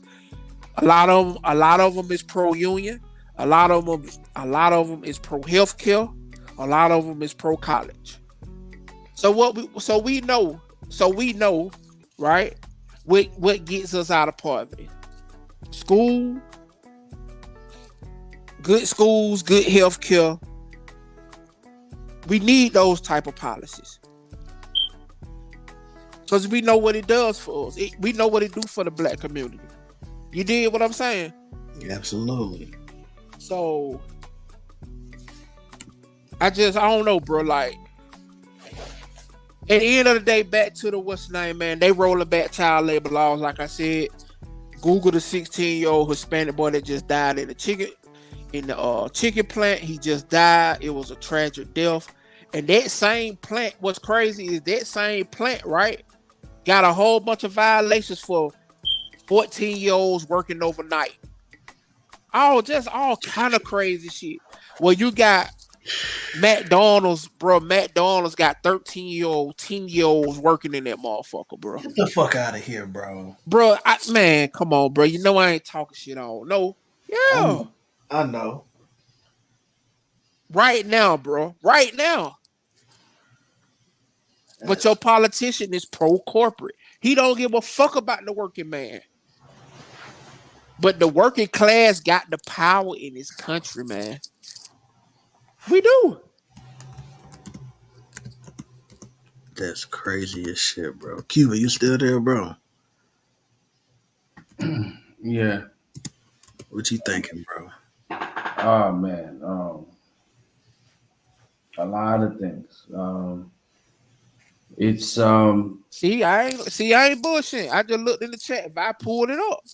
See, so you know what I'm talking, man. I know what I'm talking Just about. yesterday, Man. Texas McDonald's franchise. Yo, get the fuck out of here, bro. Now I see melanated guys says she don't want crack pipe for the community. Now, Sus, I want you to go back and read the article when Joe Biden gave crack pipes out. The crack pipes was for people that's already suffering with addictions. It wasn't just for the black community. That was just the headline, Sus. I want you to dig deep in it. I mean, and just a public health reason, right? Is the reason why, like, right? You want to give out needles. You want to give out crack pipes to keep the HIV down. You don't want motherfuckers when you walk outside, a motherfucker overdosed on your front porch. I mean, Narcan and all that shit, like that should be available for folks that are trying to fight and cope with addictions. You know what I mean? Like, I mean, once you like destigmatize shit, it becomes safer for folks to like try to break that habit. But a lot of folks suffer in silence because, you know, it's criminalized.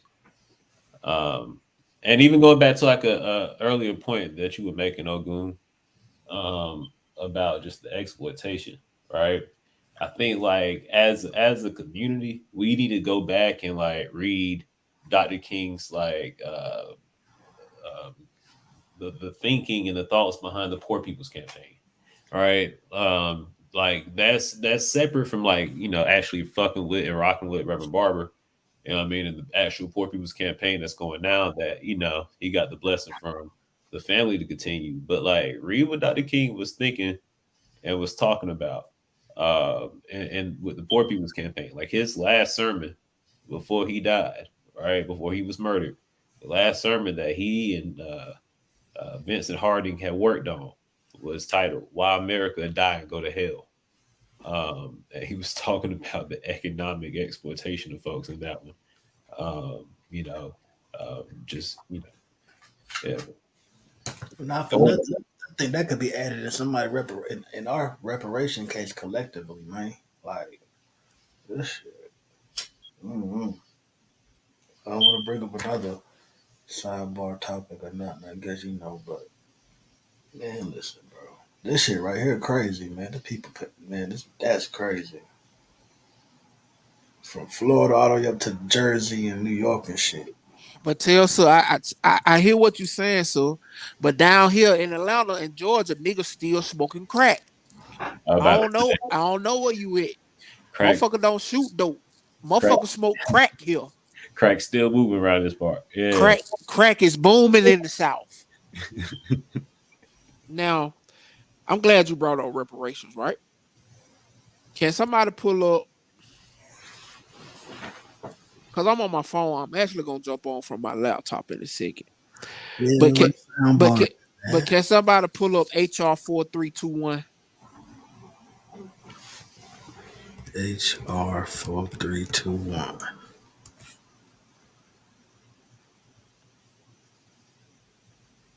I'm about to share this. Hold on, I'm coming. Reparations bill, right? Yep. I'm coming. See, most people only familiar with HR 40. Nope. Pull up HR 4321, proposed by that Texas governor. I'm here. HR 4321. You see it? No Bailouts or Reparations Act. Yeah. Republican Brian Babin, Republican from Texas. So what are niggas at now saying that Republicans gonna give up reparations? Facts. You hear they've been quiet on that for like the last 2 weeks since this bill came out.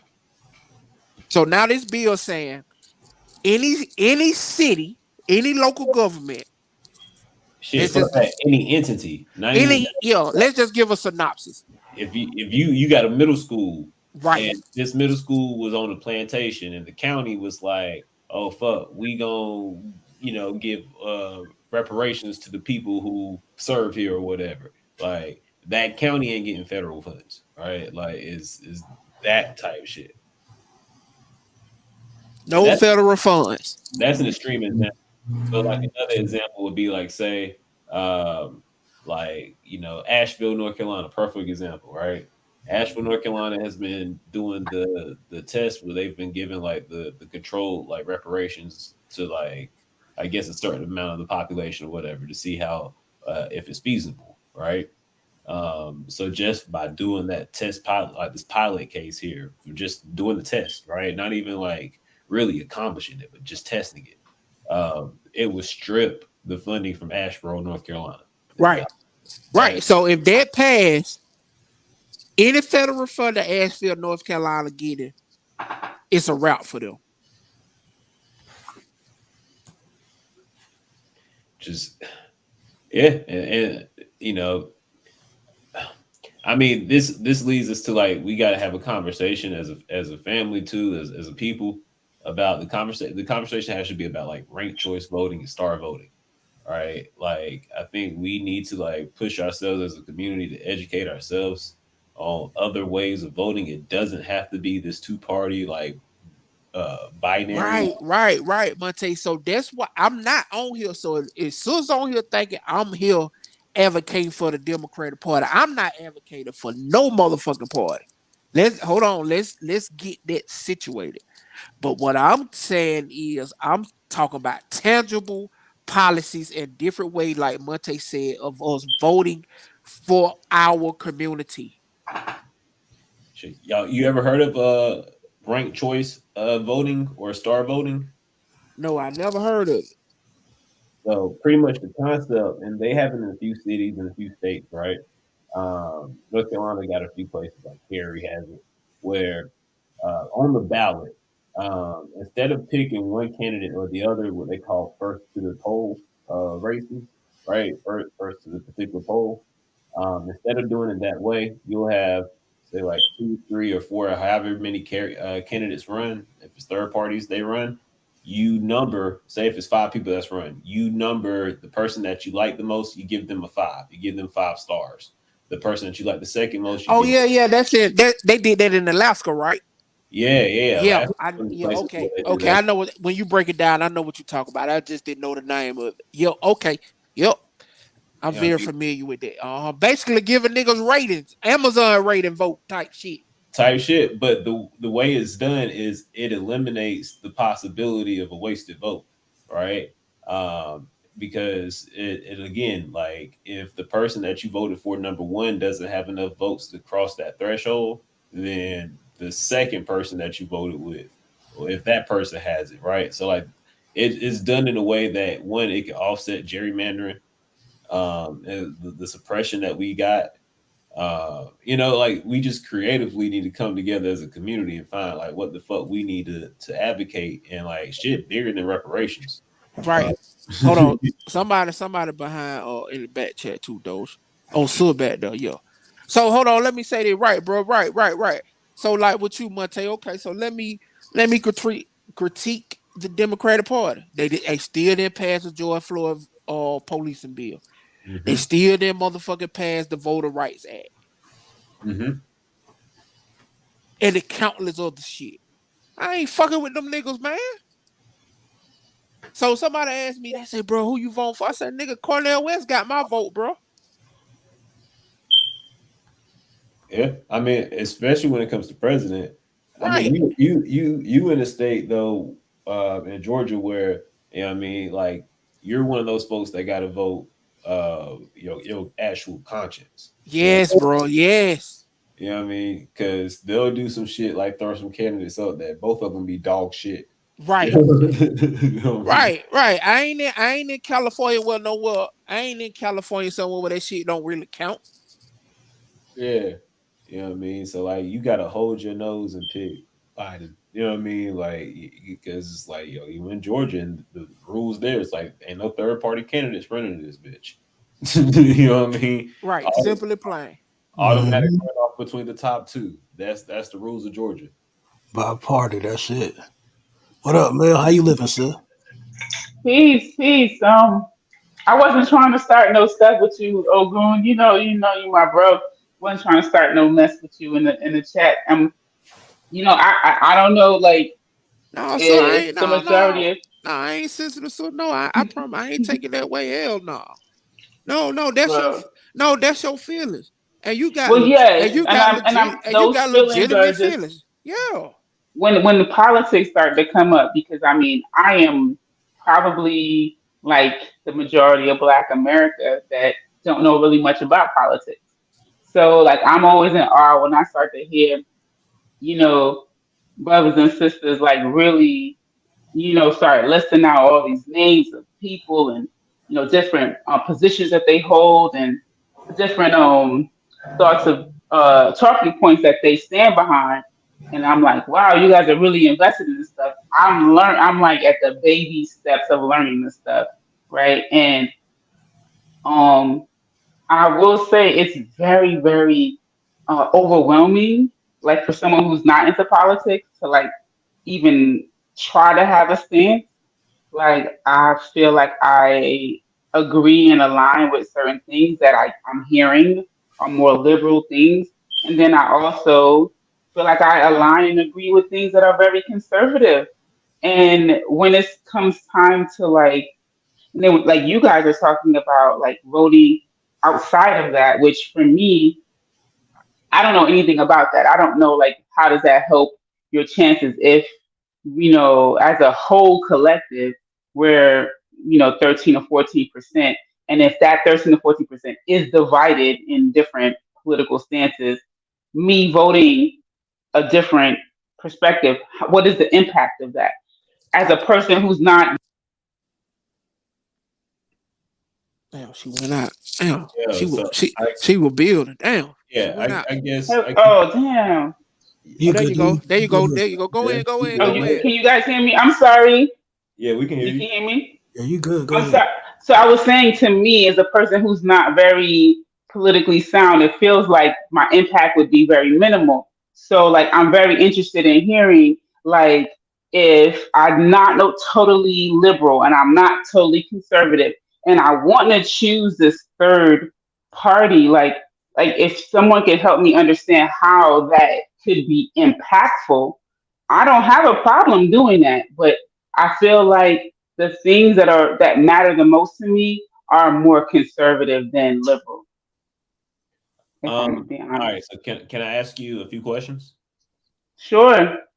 Do you believe that healthcare should be free regardless of income, status, who you are, where you're from, or your religion, or anything like that? Do you believe healthcare should be free in this country? I would love for it to be free, but I understand that it's not, and I'm not gonna act like that's the hill I would like to die on. So it depends on what the other things are like that. Okay. So hold on. Let me ask her a question. Oh, okay. This another question. So this simple. It ain't this simple. We ain't gonna overwhelm you because I got you. I hear the passion in your voice. Do you believe after you have a baby, you should have 14 weeks off? I would love that. I think right now it's 8 weeks. Is what we get. Standard. 14 weeks is even better. I would say my very when I think about being able to protect ourselves in America, like gun laws, and I would say abortion, and I would say LGBT rights and so forth. Those are probably and how our country interacts with other countries, right?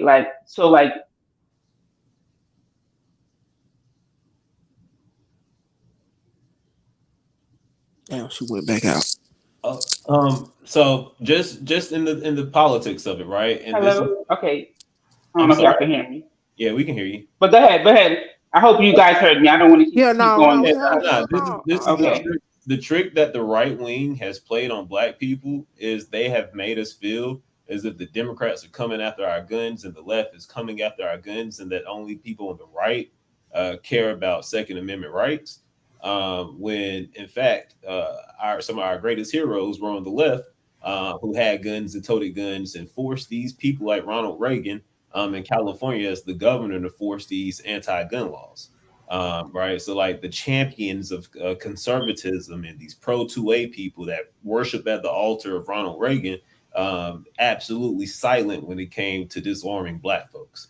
All right. So I don't think that being a pro 2A person necessarily fits in either liberal or conservative, or leftist or rightist. Right. Like that generally is just a personal belief that folks have, like me, Doja, and other folks on here. We very pro 2A. But if you ask me my politics, I'm definitely a leftist. But I'm on the range every Sunday, so that's one of the lies that the right has kind of pushed on us. Right. And I don't necessarily, see what I'm saying? I don't really say I'm on the right or if I'm on the left. I'm on those particular. I'm on those particular issues. Yeah. Like I'm more of an issue driven voter as opposed to like choosing a side, because if the left side is also for those things, then hey, that's a positive for me. I just want, like, I don't want like, is it okay? I don't want like abortion. I went when abortion was like overturned. I was totally not one of those women that even had an issue with it.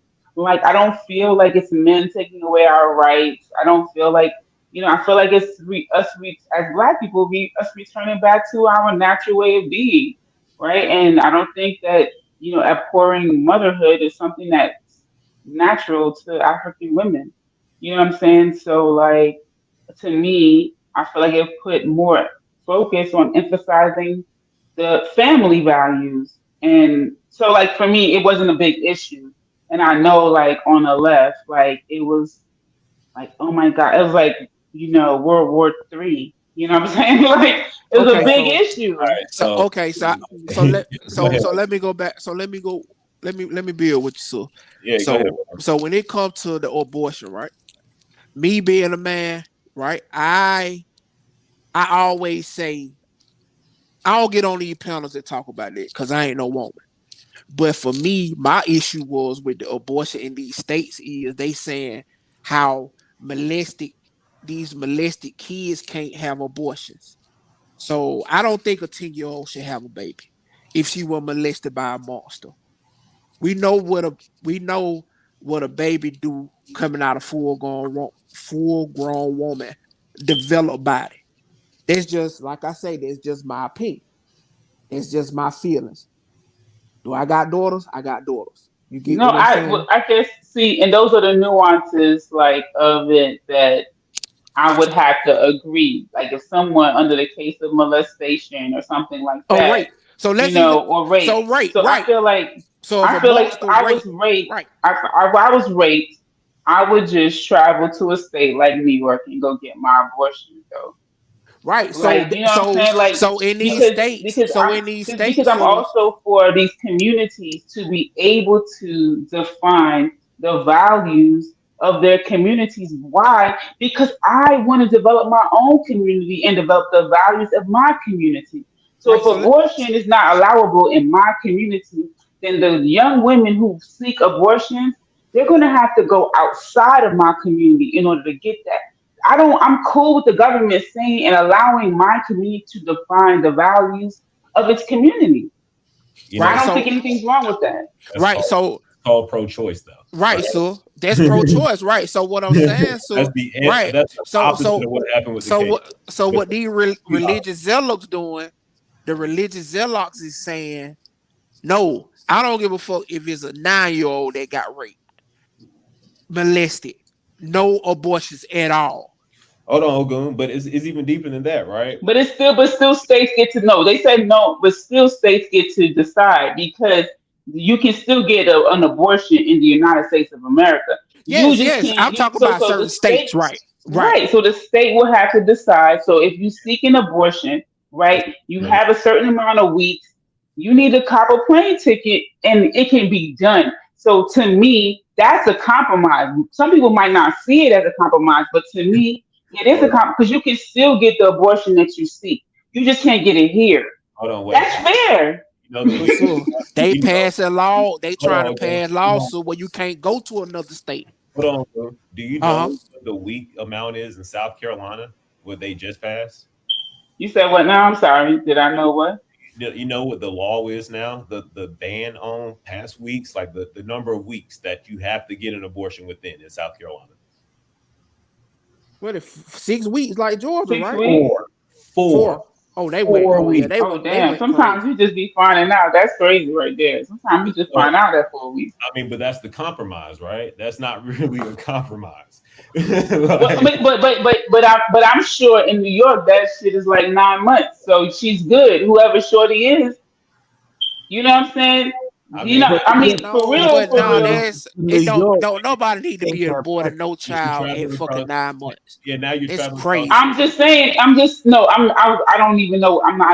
Didn't look, but I know in New York it's expensive. I know. I'm just saying New York is very, very liberal, and I'm sure that even if you find out at 4 weeks, you still have several months before at least in the country that you live in, you know, you can safely get a plane ticket there and back, you know, $250, $300, right? You can be able to, if you seek a termination of a bringing forth a life, that's these are the parameters that you have to subject yourself to, right? That's what it is, because in your state, you chose to live in a state that doesn't have the same values as you. You chose to live in a community that you don't share the same values. They could have went. I'm sure Atlanta is not ruling out abortion. You know what I'm saying? Like, unfortunately, it's going to be these black cities too, where black people are like happy to abort our. She went out again, yo. I mean, I don't know. Real quick, I don't know. Damn, I'm sorry, man. This is my.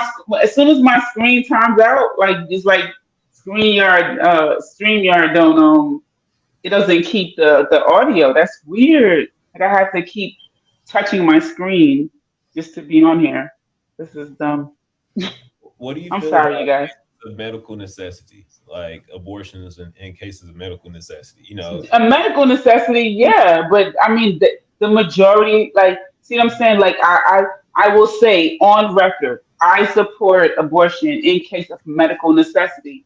Unfortunately, the majority of them are not medical necessity.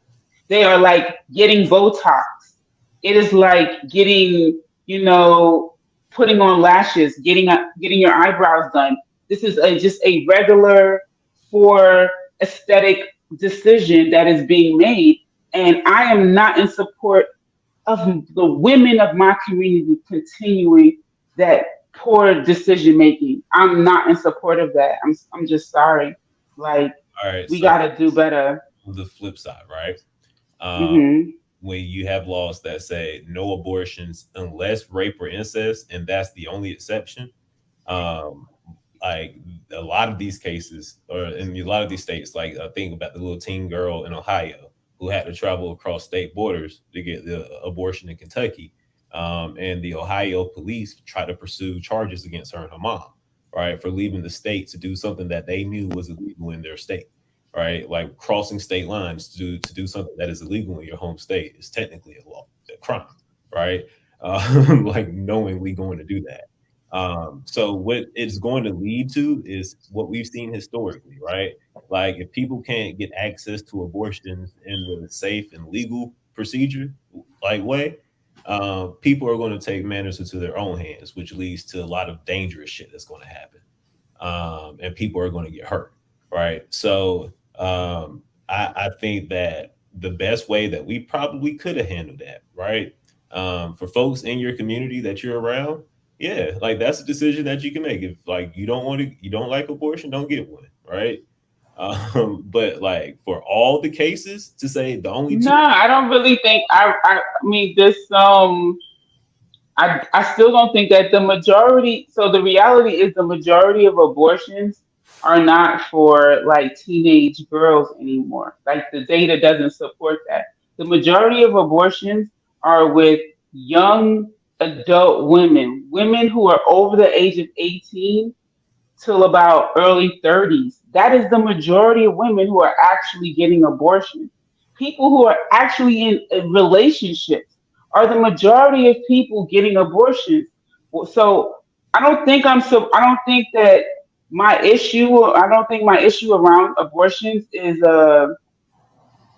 like me coming against young girls who have been molested by their uncles and they're 10 and they're 11 and they're 12. That's not the majority of abortions anymore, right? That might have been the data in the 1980s and the 90s, but it's not in 2023, 2019, 2018. That's not what the data supports. So when I'm saying this culture of just, you know, this free life, this like, oh, I'm just gonna out there just doing my own thing. Oh, I got pregnant. Oh, I can just, you know, pay a couple $100 and get an abortion. Well, then now it's might be like $1,000 because that includes a plane ticket, right? Let's see how much you busted wide open now. I mean, I'm just saying that like we got to do something to combat this culture and not actually make concessions for that type of culture. I It's mean, just, to be fair, you know, married people get abortions all the time, also, right? Like I don't think we can wait, what do generalize. you mean? Married people, if they're in family planning, if they're trying to plan a family, and like this happens across the country, probably every day. If that's not the right time I for didn't mean married people. I said people in relationships. So yeah, majority of women that are having like abortions not either everybody. have they have like a committed partner. Yeah, I guess what I'm saying is not everybody getting abortions is busting it open, right? Like But I'm saying what I'm saying is that if you regardless, you know, so this partnership, it kind of puts more of a focus on family, right? So fucking will now have a focus on family because we can't just run down the street for Planned Parenthood like that, you know. It's just going to require a lot more. So this moment of intimacy, you know, I might want to get all of these free, you know, contraceptions. You can get an implant, you can get a shot, you can get a pill, you can get patches, you can get like. Why are you conceiving at this point? It must be that you want to, because no one is saying don't get an abortion, but reduce contraception. The contraception is available to you. My tax dollars are paying for it. Why do we need to now do abortions? What the hell? Like all these options you had, you chose not to. Never mind the condom, which is like they got a male and female one. Diaphragm. I mean, there's like all types of contraception. Just do it or make the choice to have life. Like I don't see how this is now punitive or like it's just like you have loads of options and you still want another. Like no, I'm cool with saying no on that. let me be the first to say if contraceptives was 100% accurate, I would have or 100% effective. I would venture to say that like half of us wouldn't be here. But 100% and 98%.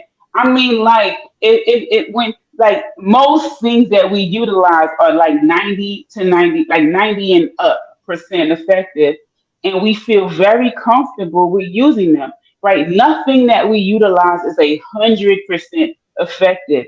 Meanwhile, we entrust our lives to it. Like I don't think that that's because you specifically said 100%, right? So yeah, condoms are around 98%. So that means 98% of the time you shooting up a club, shorty is not getting pregnant. A lot of men are taking that risk at a 98% chance. They're very, very comfortable and confident. So the bammers that's saying, oh, there's a 2% chance, I might as well raw dog it. Those bammers deserve whatever the fuck they get. Because that's some stupid ass logic. You see what I'm saying? That's some stupid ass logic to say there's a 2% chance I could still get shorty pregnant. I might as well just go up in it raw. What? Like, all right, so she should put your ass on child support. You deserve every bit of baby mama drama that you get. Just like Shorty deserves whatever shit that this dude get because a 2% chance she decided to just let him just dive up in the pool with no fucking floaties. Well, he's sunk in that bitch and you're pregnant. That's it. Like, I don't understand this coddling of decision making, especially for people who are they over 18, they can join the damn military.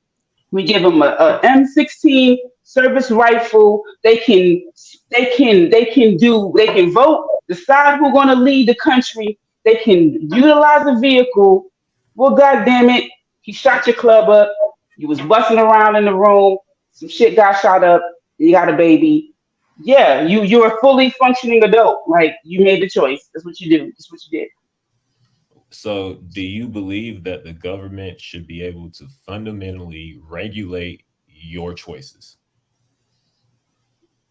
I believe that when I put myself in a position of dependency, then I can't just say, I want to depend on you for this, but I'm not going to depend on you for that. That's how I'm going to answer that question.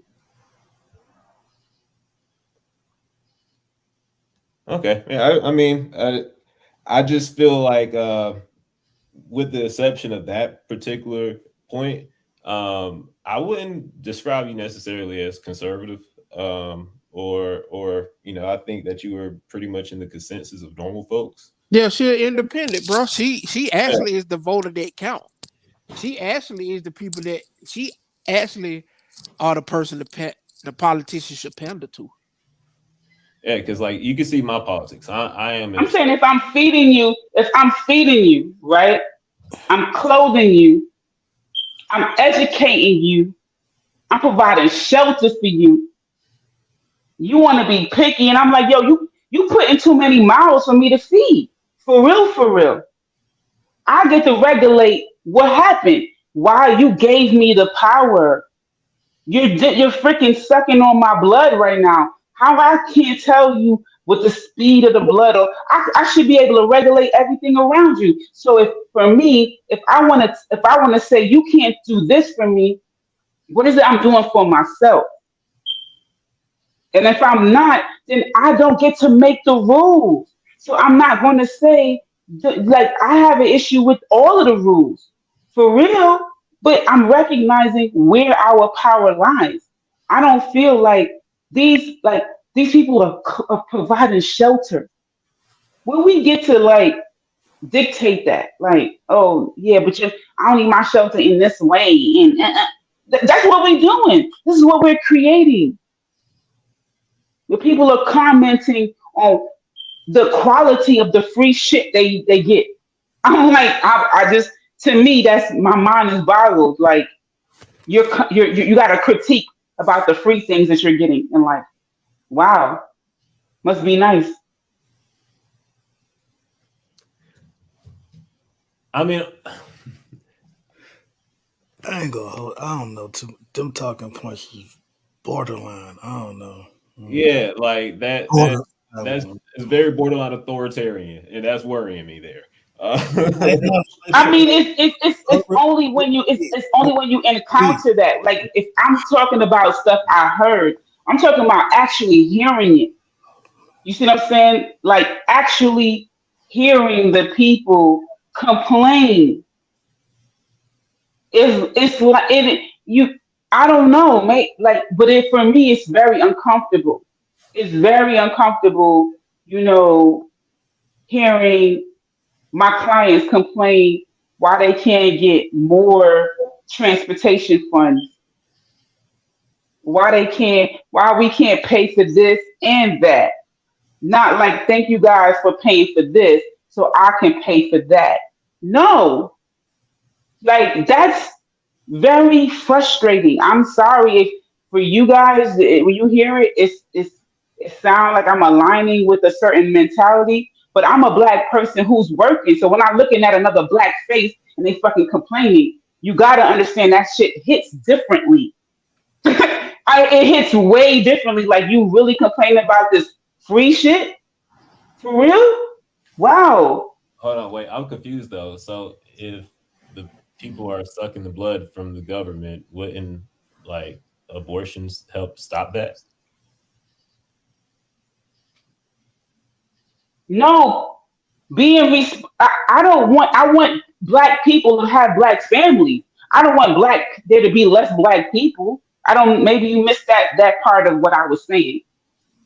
I mean, I want there to be successful black families. So in cases where right, so that's excluding the government. Man. Oh, well, bro.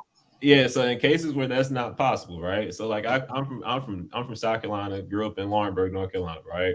And like the poorest county, second poorest county beside our neighbors in Hope County is the poorest.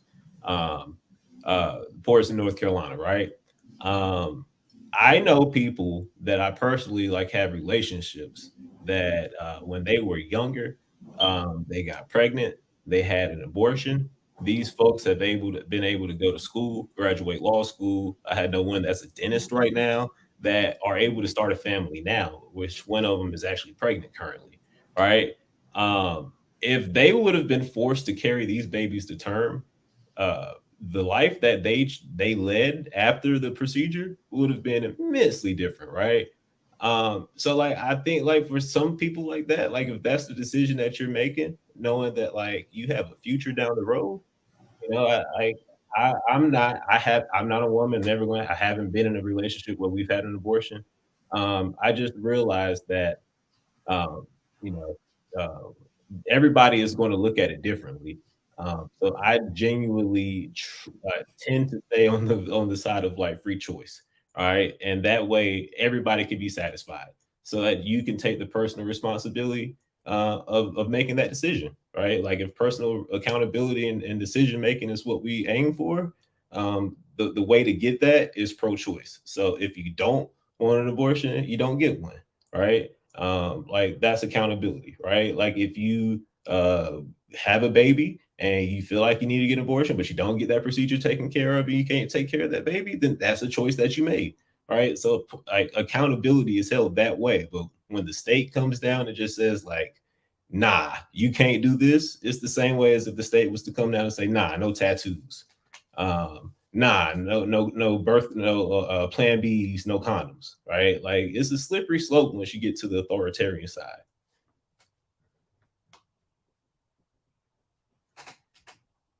Yeah, and I mean, like I think that Ogun said it best. I'm kind of more in the middle, and I'm not more so on the side of just just everything open, so that I'm cool with there being some level of restriction. Nowhere was I saying there to be no or total restriction. However, I'm just firm in that some restriction doesn't feel oppressive, doesn't feel restrictive. It feels fair, or you can say a compromise or a middle point. And for those who don't see it as a middle point, I respect their point of view, and hopefully mine is also respected. I'm definitely not total control, total like I don't care if the child is 8 years old, they should be forced to give birth, and like not like I don't want to be seen in that way. However, I just feel like with that extreme, you give a 32-year-old who this is her third time. There needs I think that I'm not cool with that. So it's for me to just also agree upon that feels like a conflict of my own personal values and morals, right? So when I'm presented with the worst case scenario, what about what data actually said?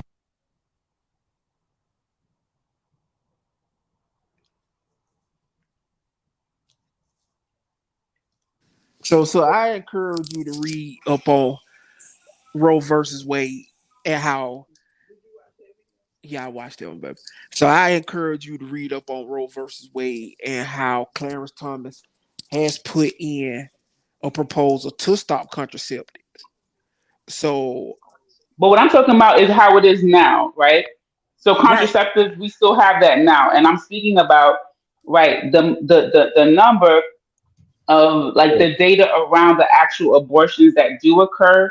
What are the demographics of women who actually abort their babies? Okay, so we don't know because when they self-report. I was just finna say no, hold on. Okay, so I understand how data works. So the women who do self-report, right? So if it's gonna be done from like more of one of the public places that do it, they're just mandated to obtain the data, right? So like someone like almost all of Planned Parenthood, let's just say the more popular, that's being captured. It's not being there. You're not getting an abortion from Planned Parenthood and it's being anonymous, right? By nature of their funding, right? That's just what it's going to be. like your demographics are going to be captured. So maybe you get it done by your private physician or something like that. You're more in an affluent community and so forth. I get it. Those things happen, and there's nothing I can do. Like I'm sure the data even specifies around those type of dynamics. So, but the data that we do have, we shouldn't discount it because there are these.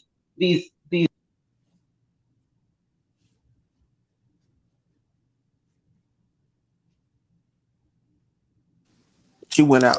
I'm quite sure her phone timed out. So hold on, let me just say this, and I'm gonna just leave it like this. So,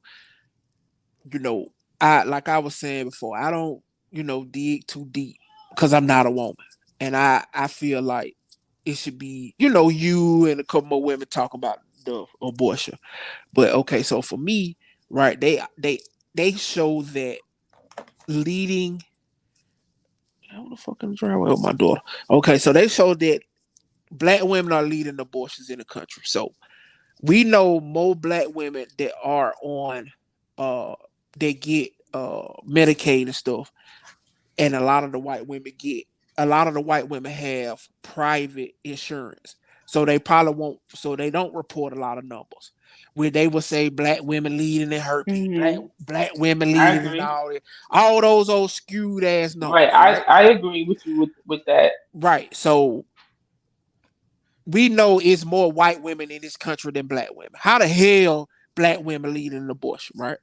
What the data also state is that it's out of our population. So out of the Black woman population, there's a small percentage of our population that actually gets abortions, but that population has multiple abortions. That's what drives the numbers up. It's not the majority of our community are actually having abortions. It's that, you can have, let's say, 7 million Black American women out of 40 something, that's not a whole lot. But if they each have 3 abortions or 4 abortions, that's fucking crazy. You see what I'm saying? That's why our numbers are ridiculous. And this is why I have a huge issue with it. If it was the majority of us me just listening to you, I've been listening to you the whole time. You're basically against irresponsible sex and irresponsible abortions, correct? Am I with you? Because I want to be on the same. You with me? I'm with yes. Right. That's men and women. Right, I'm not for the men shooting up clubs and women allowing the club to be shot up. You are anti-promiscuous. Okay, I get it. I'm rolling with you on it. I do. So I just want to be on the same page with you. Okay, I understand what you're saying. You talk about responsibility. All right, I got you. Mm-hmm. And that's why I'm okay with siding with that. I'm not okay with siding with it in the cases of a child being violated by a fully fledged adult. So exploited. That's why. So what I'm getting at, I want you to see where I'm coming from. They are making laws where that baby can't get an abortion. That's what I'm saying. So Ohio. It's kind of right. So it's kind of a thin line you walk, sis, when you say this. Now I'm not here scolding you. I'm just giving you the information on it. I mean, they telling you, and they saying, and they giving you, and they saying, if you get pregnant in your tubes, nah, bitch, you gotta die. Because you're not. This is why I came on the panel, because it's not that I don't have a political party agenda. Right. I'm trying to learn. I do feel the conflict when we have these conversations. I feel the conflict between, maybe certain like personal moral values and then the values of my community. But and not then over here, though. Not over here. You know what I'm saying? That's what I'm saying. Not over here. We ain't on that. That's why I want to understand where you coming from. No, that's what I'm saying. But that's why I say it's a thin line when you say that, because they do say if you get pregnant in your tubes, you can't get an abortion, or that monster done molested the baby and raped that baby, she can't get an abortion. I mean, and also Ogun, like in a less Thank extreme you, baby. cases, right? What you Like got, bro? black women lead right now in like death while giving birth, right? Like that's a real fact that a lot of women I know are terrified of. And like I know a lot of women that say they don't want to have kids, period. Which, like, more power to them. That's their decision, So if 3, 4, 5 abortions in, they still hold tight to not want to have kids. Like I think that's their choice, right? No, I mean, see, I think that, but if there was if abortion was the only way to prevent pregnancy, then yes, I would totally agree with you, right? But there are lots of ways to avoid pregnancy, and for a woman to not use those, but it's like someone saying I'm hot, and they wearing a bubble goose. Take the fucking bubble goose off. You're not that damn hot.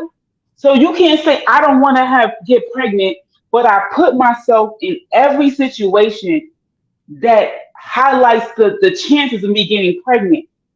I think it's logical to say you really do want to get pregnant. You can't just you saying out your mouth, but that is not lining up with your actions. Like, that's not just for women. I also feel that way from men. This is why I'm not.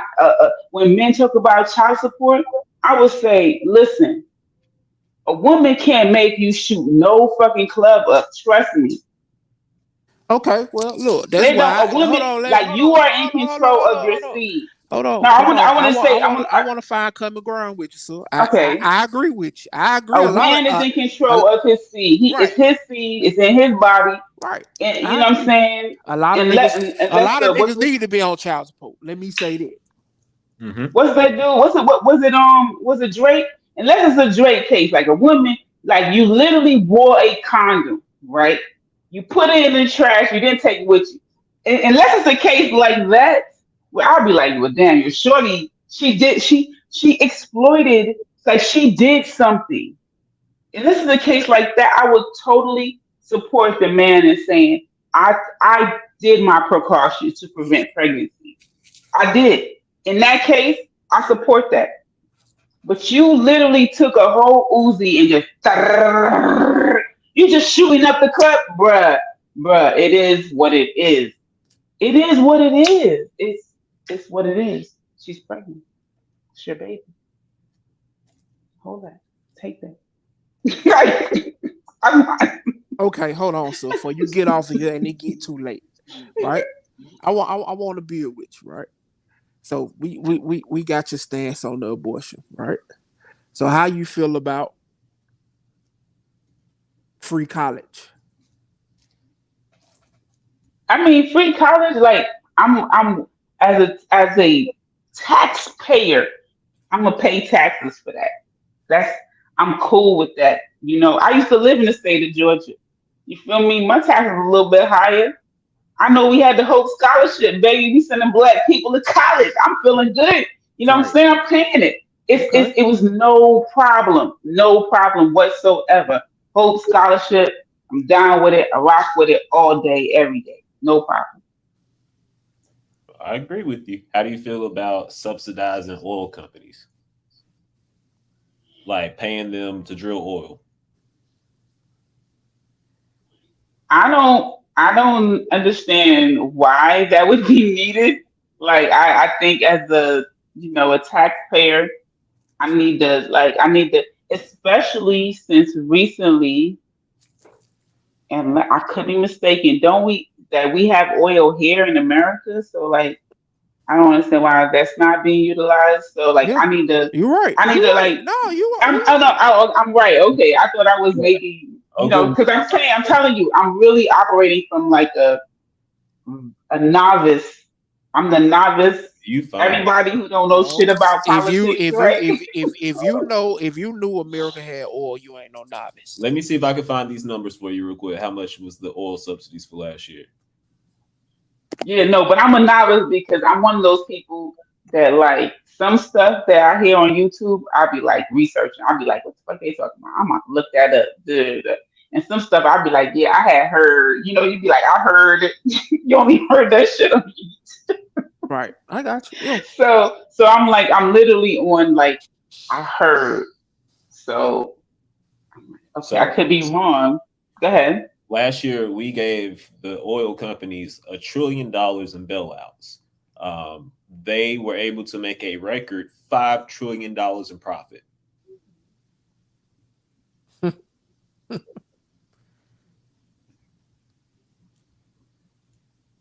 Well, you think that money could have went, so what you think the black folk could have did with that?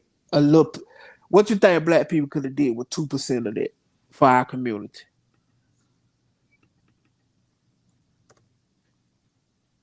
She must have went. She probably on her phone. Oh my! I'm so sorry. No, you good. I have an Android, you guys. No, you good.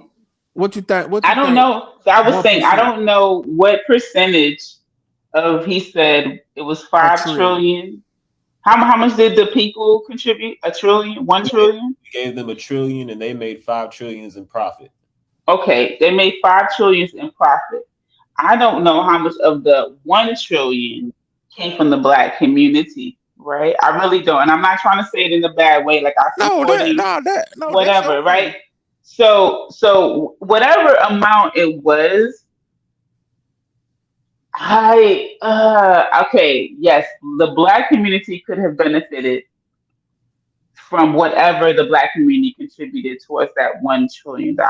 Absolutely. However, I just feel like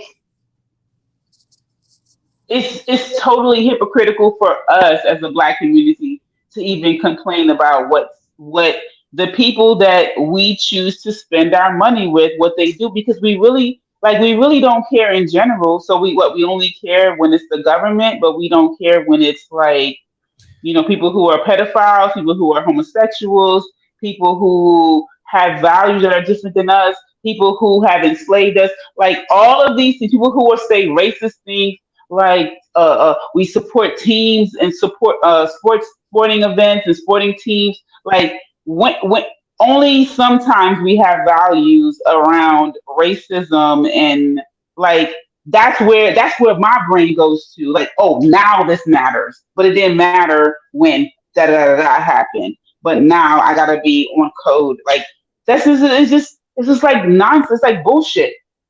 That's where my brain goes to. This is bullshit. Like what is being black here? Because this is some bullshit. Okay, so we could fund right now, all right, for $300 billion, we can pay off every existing student loan and fund every kid in America to go to college for the next 10 years. For $300 billion, right? And what, that 1%? that's a drop in the bucket. But we won't do it because the next Yeezys is about to come out, and we won't do it. No. We ain't talking about I'm talking about us. I'm talking. Yes, we not talking about the community. We talking about what's owed to us. Federal government, right? Right. Taxpayers. U.S. taxpayers pay $1 trillion to oil companies that we go and give profits to when we got to get gas, right? That they can jack up the prices for arbitrarily for no absolute reason, right? Like we pay money to them, they make a profit. We fund them in the trend of trillions to a year. When all it would take is $300 billion to pay off all of our student loans that we have existing and send our babies to school for the next 10 years. 300 billion compared to 1 trillion. What would you rather spend? Money on profits for oil companies or everybody in America to go to school for free that has already been to school and for the next 10 years? Right? Like the amount of money that is being hoarded at the top. I'm not saying that. I totally agree. I understand that there's being money.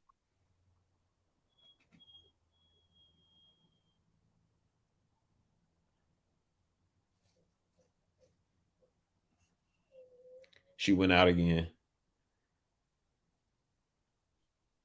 Microphone check. I can hear you now. Yeah. Okay, I was saying that capitalistic system has been like a identification of like the divide of like part of what you value and the other part of what you value, right? And I think sometimes when I start to like value like independence, individual achievement, hard work, dedication, all of these things, right? It seems like you're just shitting on like helping other people and reaching back and, you know, dealing with the less fortunate. And then when you put all of your efforts on reaching back and helping the less fortunate and so forth, I personally experienced seeing that same group be totally entitled, very arrogant, you know, like not non-appreciative, and it enables a lack of motivation, lack of drive, lack of like because they're totally dependent and taken care of.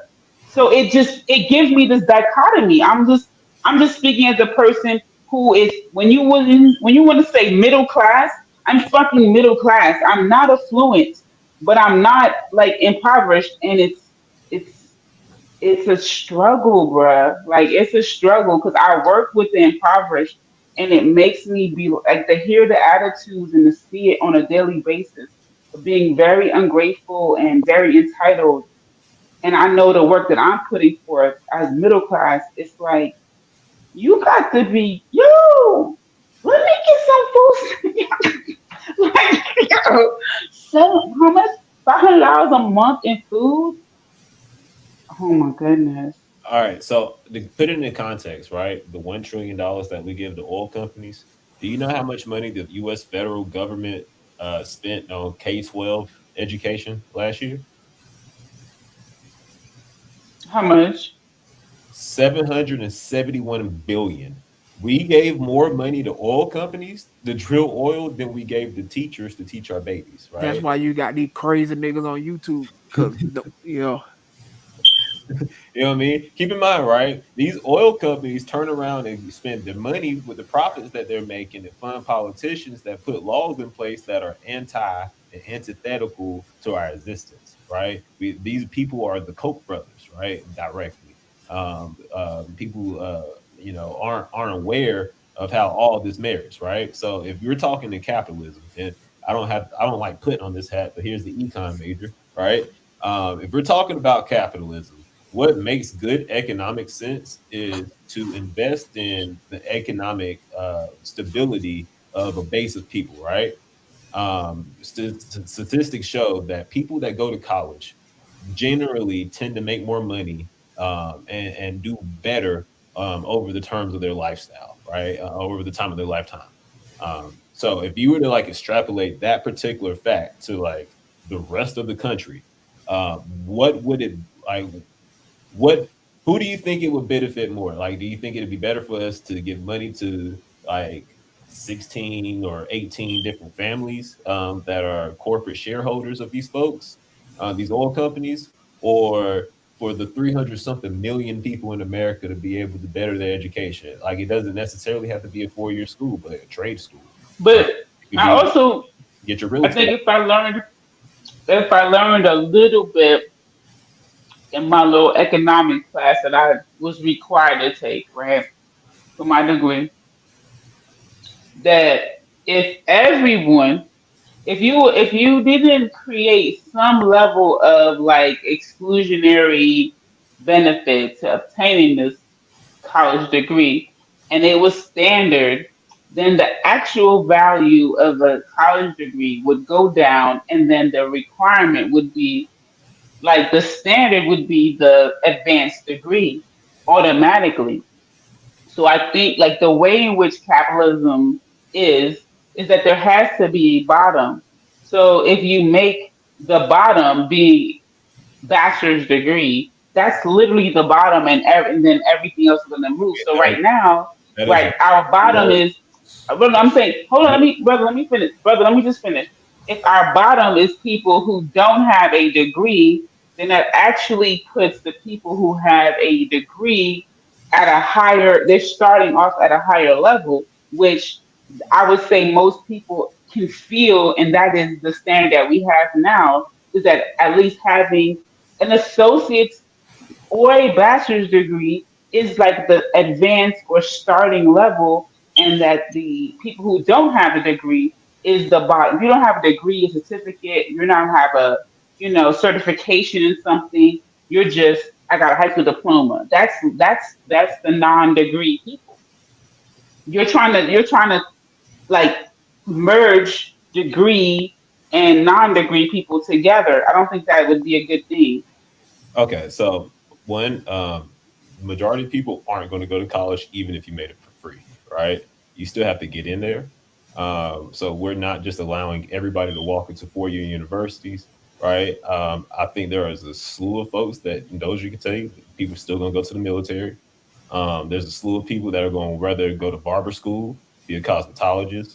There are people that would rather drive trucks and make money now than go to college, right? Like, just because we make college free, that doesn't mean everybody's going to run out and get a four-year degree.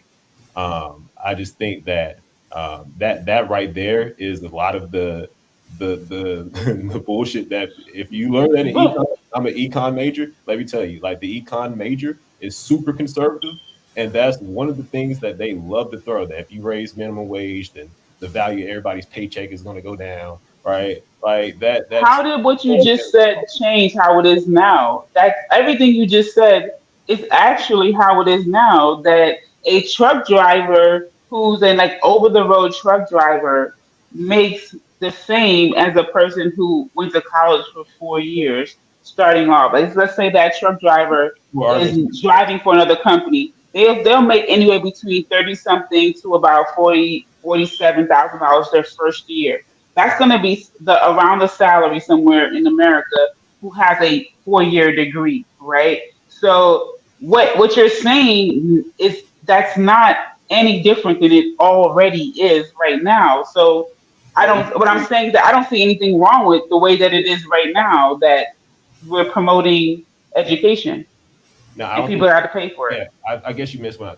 I think if you go to a truck driving school, you should go, like, the government should have a financial aid program set up where there is a program that funds you to go to school for a cheaper cost.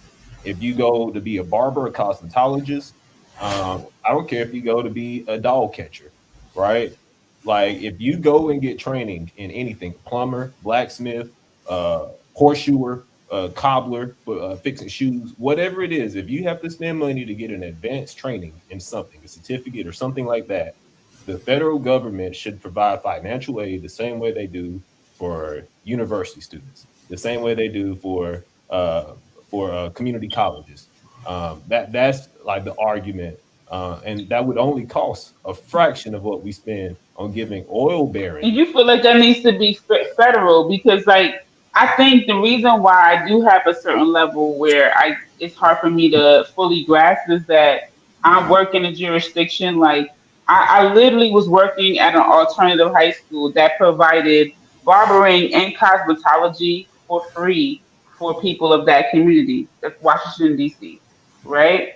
So my exposure to this is a little bit different, where I'm like, people can get who, if you have that need, yeah, you might, I'm not going to grant it, you might have to travel across city. Yeah, this might not be like up the street from your house. Like, yeah, you might have to travel across city to wherever this program is offered, but it is offered, and if not free, I think it was free, if I'm not mistaken. Definitely, I think it was free. I don't think our students pay.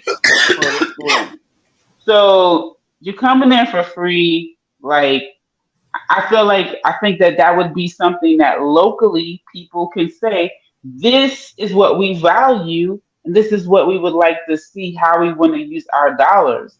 I don't know if that's a federal thing for the federal government to mandate,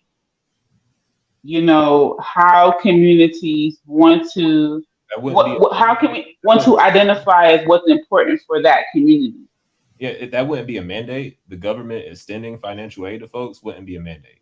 The government extending financial aid to folks will be a stimulus package. It'll be a free check. Like Dozier, when you were what I'm saying is that what I'm saying is that, like, Is there not financial aid extended now, or is it only for certain things? Absolutely not. Those are like it's private funding, correct, for truck school, right? What was that, brother? I missed it. I said for truck driving school, you got to fund your own self, right?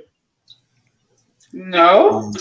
It depends on the route. There's a WIOPA program, but within that, you got to pay. Like it's up front at first, but then you got to just pay it back.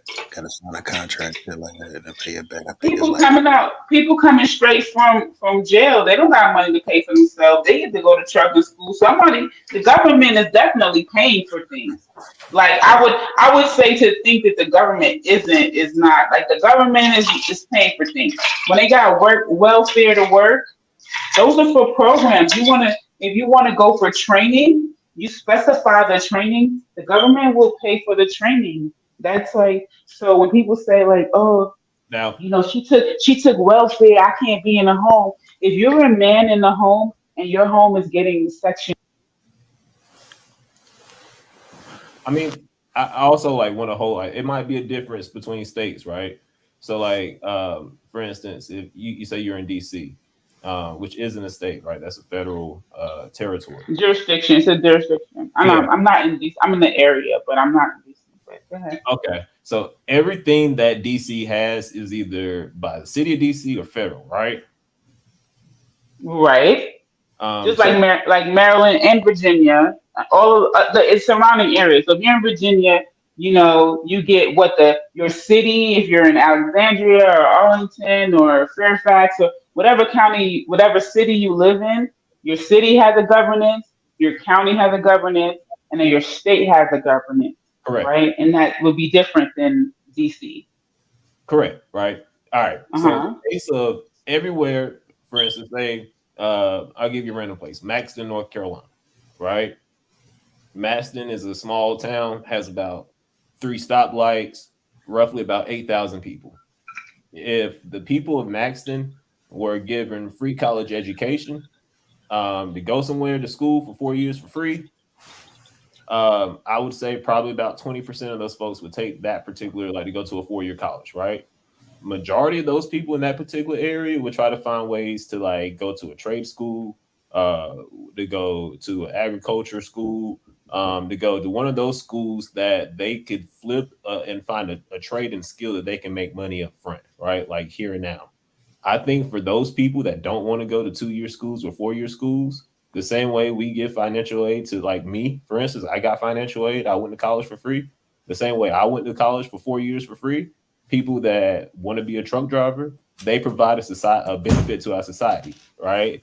I think that they provide more of a benefit to our society than the third great grandchild of John Rockefeller buying a new Porsche, right? Like little Timmy down the street. Well, what's stopping the community college from offering a truck driving program? I mean, right? Because what I'm saying is that those are like small fixes to like whether or not the federal government is going to fund it, right? Because the federal government will fund programs that are offered by the institutions that it already has contracts with providing funding for. So all we need, because like I'm saying, in certain counties and certain places within the country, right, there are counties who have electrician programs part of the community college.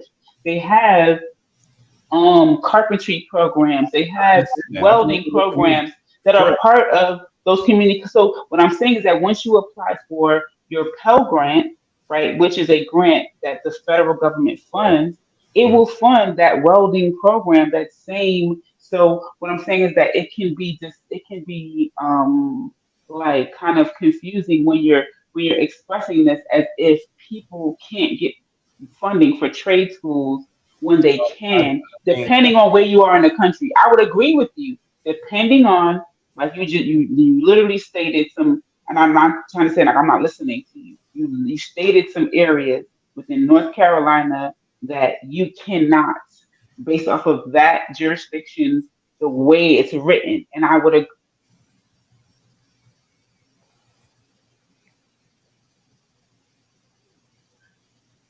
She went out again. Yeah, I guess what I'm talking, like there's to kind of clarify what I'm talking about, I'm not specifically talking about trade schools. I'm talking about careers that's outside of the 2 year, which is a trade I school. got you. Well, all of those, I support you in saying the jurisdictions where those are barriers to make those alterations that it could be offered within those institutions that the federal government does pay for. But I don't think that it's to say the federal government needs to fund these private institutions. Like if the private institutions, like if I'm a private therapist and I don't want to take Medicaid, I don't want the government to tell me I need to take Medicaid. So I think that there's therapists who take Medicaid. That's something complete. I'm talking about purely. No, what I'm saying is that if there are institutions that don't accept government funding, they don't. But the ones that do, why not have government funding slated for all aspects of government funding? So there are there are schools in the country that accept government funding for trucking. So I think the institutions that accept government funding, they need to also include trucking. They need to also include electricians. They need to also include cosmetology. They need to, that I support that because you will accept government funding. So if not, you're discriminating against what majors you want to support. I think that's unfair. But I think that if there are institutions that don't accept government funding, they just don't. I think that that's also fair. Yeah, I just think as a society generally, we would benefit from keep just the prices, right? Keep these prices in mind. $390 billion for sending people like that who's already been to school, paying off all their loans, and for the next 10 years to pay for anybody who choose to go to these schools for free, versus $1 trillion to a group of folks who are making money hand over feet, like a record $5 trillion profit, right? And that money does not come back to us at all. In fact, we make them more money every time we go to the pump. I think it benefits us more as a society to spend just a fraction of that $1 trillion instead of giving it to oil companies. Maybe we should give it to these institutions and make scholarships available and make it where folks can go to school. But that's like just the one particular issue, right? Like another issue is about reenfranchising felons. Right, like that's a whole nother argument because, like, God help folks who have a felony in this fucking country. Like, we throw you to the wolves, right? like there are people. As far as that trucking shit, most companies ain't even gonna fuck with a felon until 5 years after the fact. You can get some that do. CR England, but they're paying 15 cents a mile. Mm-hmm. To what I was playing while we was playing this video about the non-fair wages and shit, it's like like rent is a X amount of price. You know what I'm saying? It's not even livable type shit. You feel what I'm saying? So yeah, that shit crazy. Yeah, like just a fraction of the $1 trillion. Like, for instance, Ogun, right? With $1 trillion, right? If I said, Ogun, you're the mayor of Atlanta, I'm the president. Right, and I'm gonna grant you however much, a blank check right now to do one particular program in Atlanta. What would you create? Affordable housing. Easily solvable with $1 trillion. Matter of fact, we can do the numbers on how much it would cost to house every homeless person in the state of Georgia.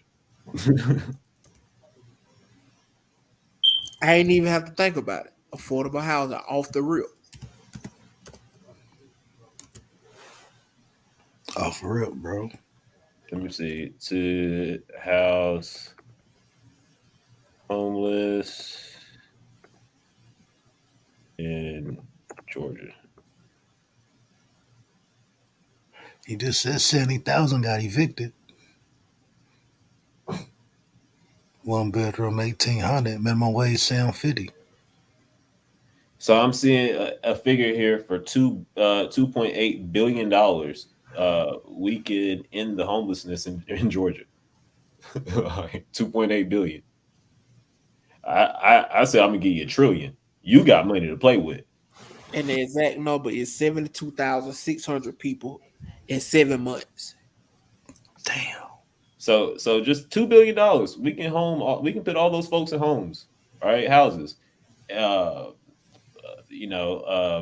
I don't know how folks feel about this particular thing, but like this is just my leftist like view. All right. So one of the things that's happening in my community where I'm at in Raleigh, um, here people are buying up properties like 30, 40, 50 properties at a time, and are making these only rental properties, so that single family homes aren't like achievable because they're putting 20,000, 30, $40,000 above closing costs down. These are big firms, right?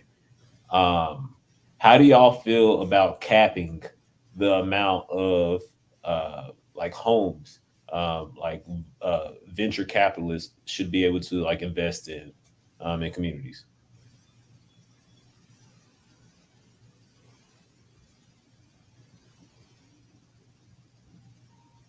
Because niggas is always talking about like buy the block, buy back the block, but like the people that's really buying the block, not just buying the block, they buying the city, buying that motherfucker up, man.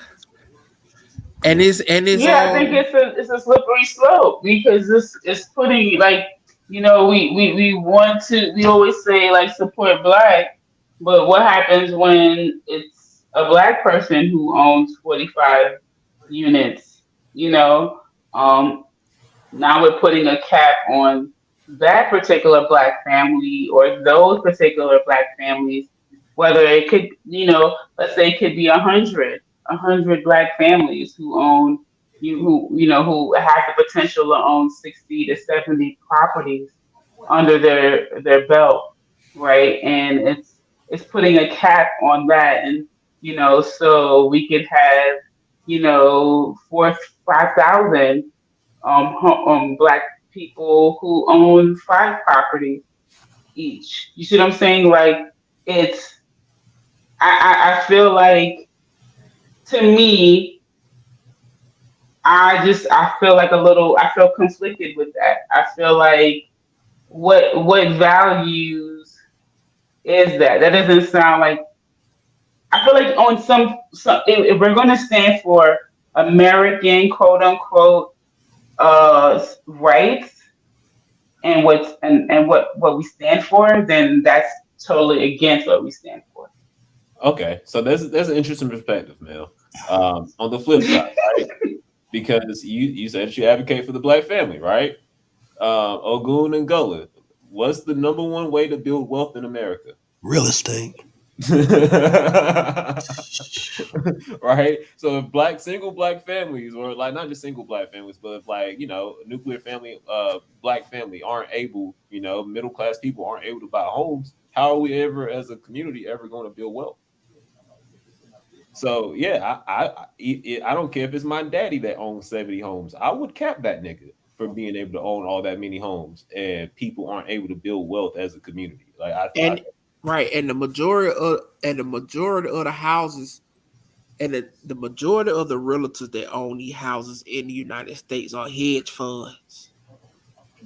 Yeah, so like, okay, so this is the thing. If I feel like if we're going to, so like, if the people, this is where I get conflicted, because again, I don't care capping like these people, like capping them on their homes. Yeah, they capping them on how many abortions they can have. But I'm just not saying we're going to cap being able to say I want to have a mind, and I want to have a voice to say how much money you can make, but I can't say what you can do with your body. No, I'm able to say what I want to say and on what things I want to say it. See what I'm saying? This is where I feel some type of way. Like, I'm not gonna be like, oh, the rich is getting too rich, but the whatless could just be whatless as much as they can be. What? I'm not gonna support that. I'm just not. For me, those things, like, either I gotta say, or I gotta say on whatever I want to feel is important, and I feel like I have the right to do that, or I don't gotta say, and then you good. I don't gotta say, but we gotta pick one. On the flip side, though, if folks are able to take care of their material needs, food, housing, shelter, do you think the amount of abortions that are happening would decrease?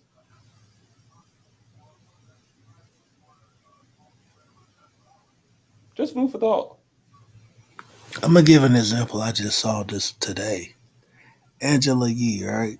She bought 30 properties, right? Or 30 apartments, some shit like that. Them apartments were for women who are fresh out of jail, right? So there's a cap. Either some of them ain't gonna get a crib or not gonna get a crib at all, because there is a cap. So I don't know. Hmm. When do when do black people buy in bulk like that and be like on some? Landlord shit, like slumlord shit. Yeah, nah. Like, I mean, like, you know, But why? But why we gotta? Why do we gotta be necessarily slumlords? And so when someone person from another group does it, they have better intentions than us. That doesn't make sense. they're slumlords too. Like, the thing about So wait, so what makes you a slumlord is how many units you have, or is it how you actually treat I your don't think tenant? I think you misread what was yeah, going on, right? So you can't Yo, say, oh, you have 65 units, you now said you're a you slumlord. didn't even say that. Yeah, because No, I haven't even got a chance to say it. no, not you, Ogun, not you, I'm Ogun. not no gun. no, what I'm Oh, saying, there are you companies, sound like right? Ogun. I'm sorry, my bad. For instance, right? There are companies This is common. like the Trump My estate, bad. right? Like Trump's rental properties, right? The companies and the houses that Trump had. There's documentaries about like his tenants having rats, roaches, lights that weren't working, water that was coming out brown. Like once these people, these big firms own thousands of homes, it is absolutely impossible for all these folks to render the upkeep that's necessary to be a good landlord. Yeah, but when you go on like, if you go on like bigger pockets, there are people who actually have like larger, they own apartment complexes with maybe like 20 units, a complex, maybe they own like two or three of them. They might totally may have like 60 to 80 units under their belt, but there doesn't mean that makes them a slumlord because you have 60 units or 50 units. You see what I'm saying? I just, you got Yeah, to be see, like, careful as like the size of I'm not your real talking estate about those. portfolio 50 units. equates to. Yeah, 50 units, you can hire a couple of property managers to handle that. I'm not talking about those people. That's small fry. Okay. I'm talking Okay. about people like Blackwater, like Berkshire Hathaway, right? Like those folks are the people that's buying up the cities that are being slumlords. Like the 60, 80 units that you're talking about, these like maybe like 10,000 people max that own like those type of units nationwide aren't the folks I'm talking about. The folks I'm talking about are the 20 to 30 people that are buying up thousands of homes, So, foreclosing, all of that. so see, this is why I'm totally in the middle because I keep finding myself like aligning and agreeing with these and I'm not trying to be facetious when I say extreme case, but these are the examples that you guys are presenting to me, which would make me agree. And then, someone on the other side of the table would then present their, I would say, extreme case as well, that would also provide me to be like, okay, well, under those circumstances, right? So I really do feel like I'm kind of in the middle. I definitely am in the middle on a lot of issues, where I'm not for total government control and total government such and such. Meanwhile, I'm not against like some of it because I do see value in it if your government reflects your values. And I think that, when it doesn't, it's either time to either change your values or change your government. Like I'm not opposed to that. Like, so that's I don't Okay, know. so let's I break don't it even down know. more. Go I guess ahead. housing is a big thing because most people won't buy houses, right? Like that's just realistic. Hmm. Insulin, for instance. A big debate that's happening right now is: do you think that the government should put a cap on the cost of insulin? And I guess that go for everybody. Like, Yeah, I like that level of government involvement. I totally support. I'm not in support of government. I'm just allowing big business to just run rampant because I'm aware of human nature. Like that's why even like again with the public reproductive laws, I feel like you just can't always trust people to just be people because who we as people have evolved in some ways morally in a more negative way. So we there needs to be some restriction. The same way with the business pertaining to the cost of medicine. And yeah, I support that. Like it shouldn't be these insulin companies because it's something that people are going to need just to live, right? So essentially, you feel like you can just sky's the limit. You can charge whatever. They're going to pay it. That's not right. It's just not right. Okay, so Ogun, you hear this? I feel like Mel on the right path to being a good leftist. Like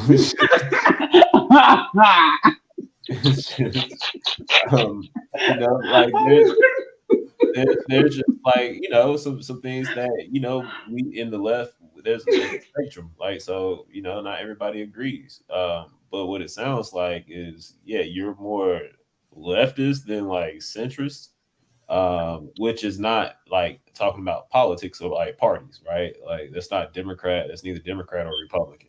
All right, because some would argue that the Democratic Party is a center right party, right? So just in the sense of And if we started talking about what it means, what's a woman, you're gonna put my ass all the way on the right. Like these people got me messed up. I ain't a cis woman. I'm a woman. I'm a natural woman. I'm a real woman. Those are the only terms I want to use pertaining to me. And that's the stuff that infuriates me with this more humanistic ideology or stuff that's being pushed. I'm totally not with all of those type of. I'm not with it at all. I'm not. You see what I'm saying? Like it just they done messed up. Have you ever seen the political spectrum like graph with like the 4 quadrants? It's like split in the middle, like like a graph with 4 quadrants. On like the plus side, you'll have like more of like an authoritarian leaning, like more like state controlled, big government style. Okay, authoritarian, like conservative politic. To the bottom right, to the negative positive. Wait, no, you run the jump. So it'd be the positive negatives to the positive negatives, the bottom right. That is the more like libertarian side, so conservative, but more of like laissez-faire, I guess, government, like lax government. Okay. Over to your left, to like your top left, which is like your negative positive. You have, I believe that would be like your more of your like socialist type, like centrist type, kind of like center. Hold on, let me get an actual like graph in front of me because I'm trying to do it off memory. Political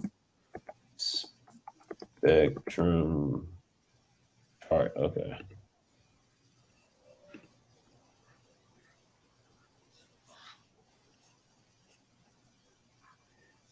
Yeah, so you have like your authoritarian scale to your negative positive, which is like that'll fit more of like your communism, like radical authoritarian to the top right, and to the top left, and then underneath that, kind of like centrist, and on the line would be like your socialist kind of beliefs would be like neither authoritarian nor all the way democratic, but like right in the centrist part.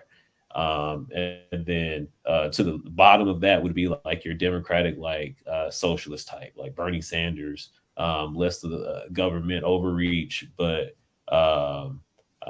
more like social policies and stuff like that, which I tend to like probably say I'd probably fall on the line of like your left like directly on the line, neither like Democratic or like, Democratic or authoritarian, just like directly on the line to the left. Okay. So basically, it sounds like you still have to choose a direction, but you could say you're on the line, which means you kind of have some alignment with the other side. Is that what I'm Yeah. hearing? So what you find is when you look at your political spectrum beliefs, right? Just in the term of politics internationally, like globally, beyond just American Democratic and Republican, conservative and liberal sense of politics, just the broad sense of global politics, everybody fits in this chart somewhere. So like the Democratic Party, when I said the American Democratic Party on that chart, it would be more of like a center right party, where it's neither really radical, but it's not like authoritarian, and neither is it like radically democratic, right? The Republican Party would be like a far right party, in the sense of like broader global politics. Then you have parties in like say Great Britain, like the Christian Democrats that believe in like free healthcare, free college, free housing, and all of that. They would be to the left, right? Then you have parties that's even further left of them. It's like a broader spectrum of political belief that's deeper than just political, or not political, but the two-party system. It's deeper than just Republican, Democrat, or conservative or liberal. Like whether you consider yourself a leftist or a rightist, those are like more of a global contextual terms. That's peace, yo. That's peace. But shit, man, I'm about to go ahead and get up out of here, man. I get up early, work in the morning and whatnot, man. Appreciate everybody for coming through. When I get off, I'll go live again tomorrow evening. Peace. I'm so excited to have been on your show. This is dope. Thank you.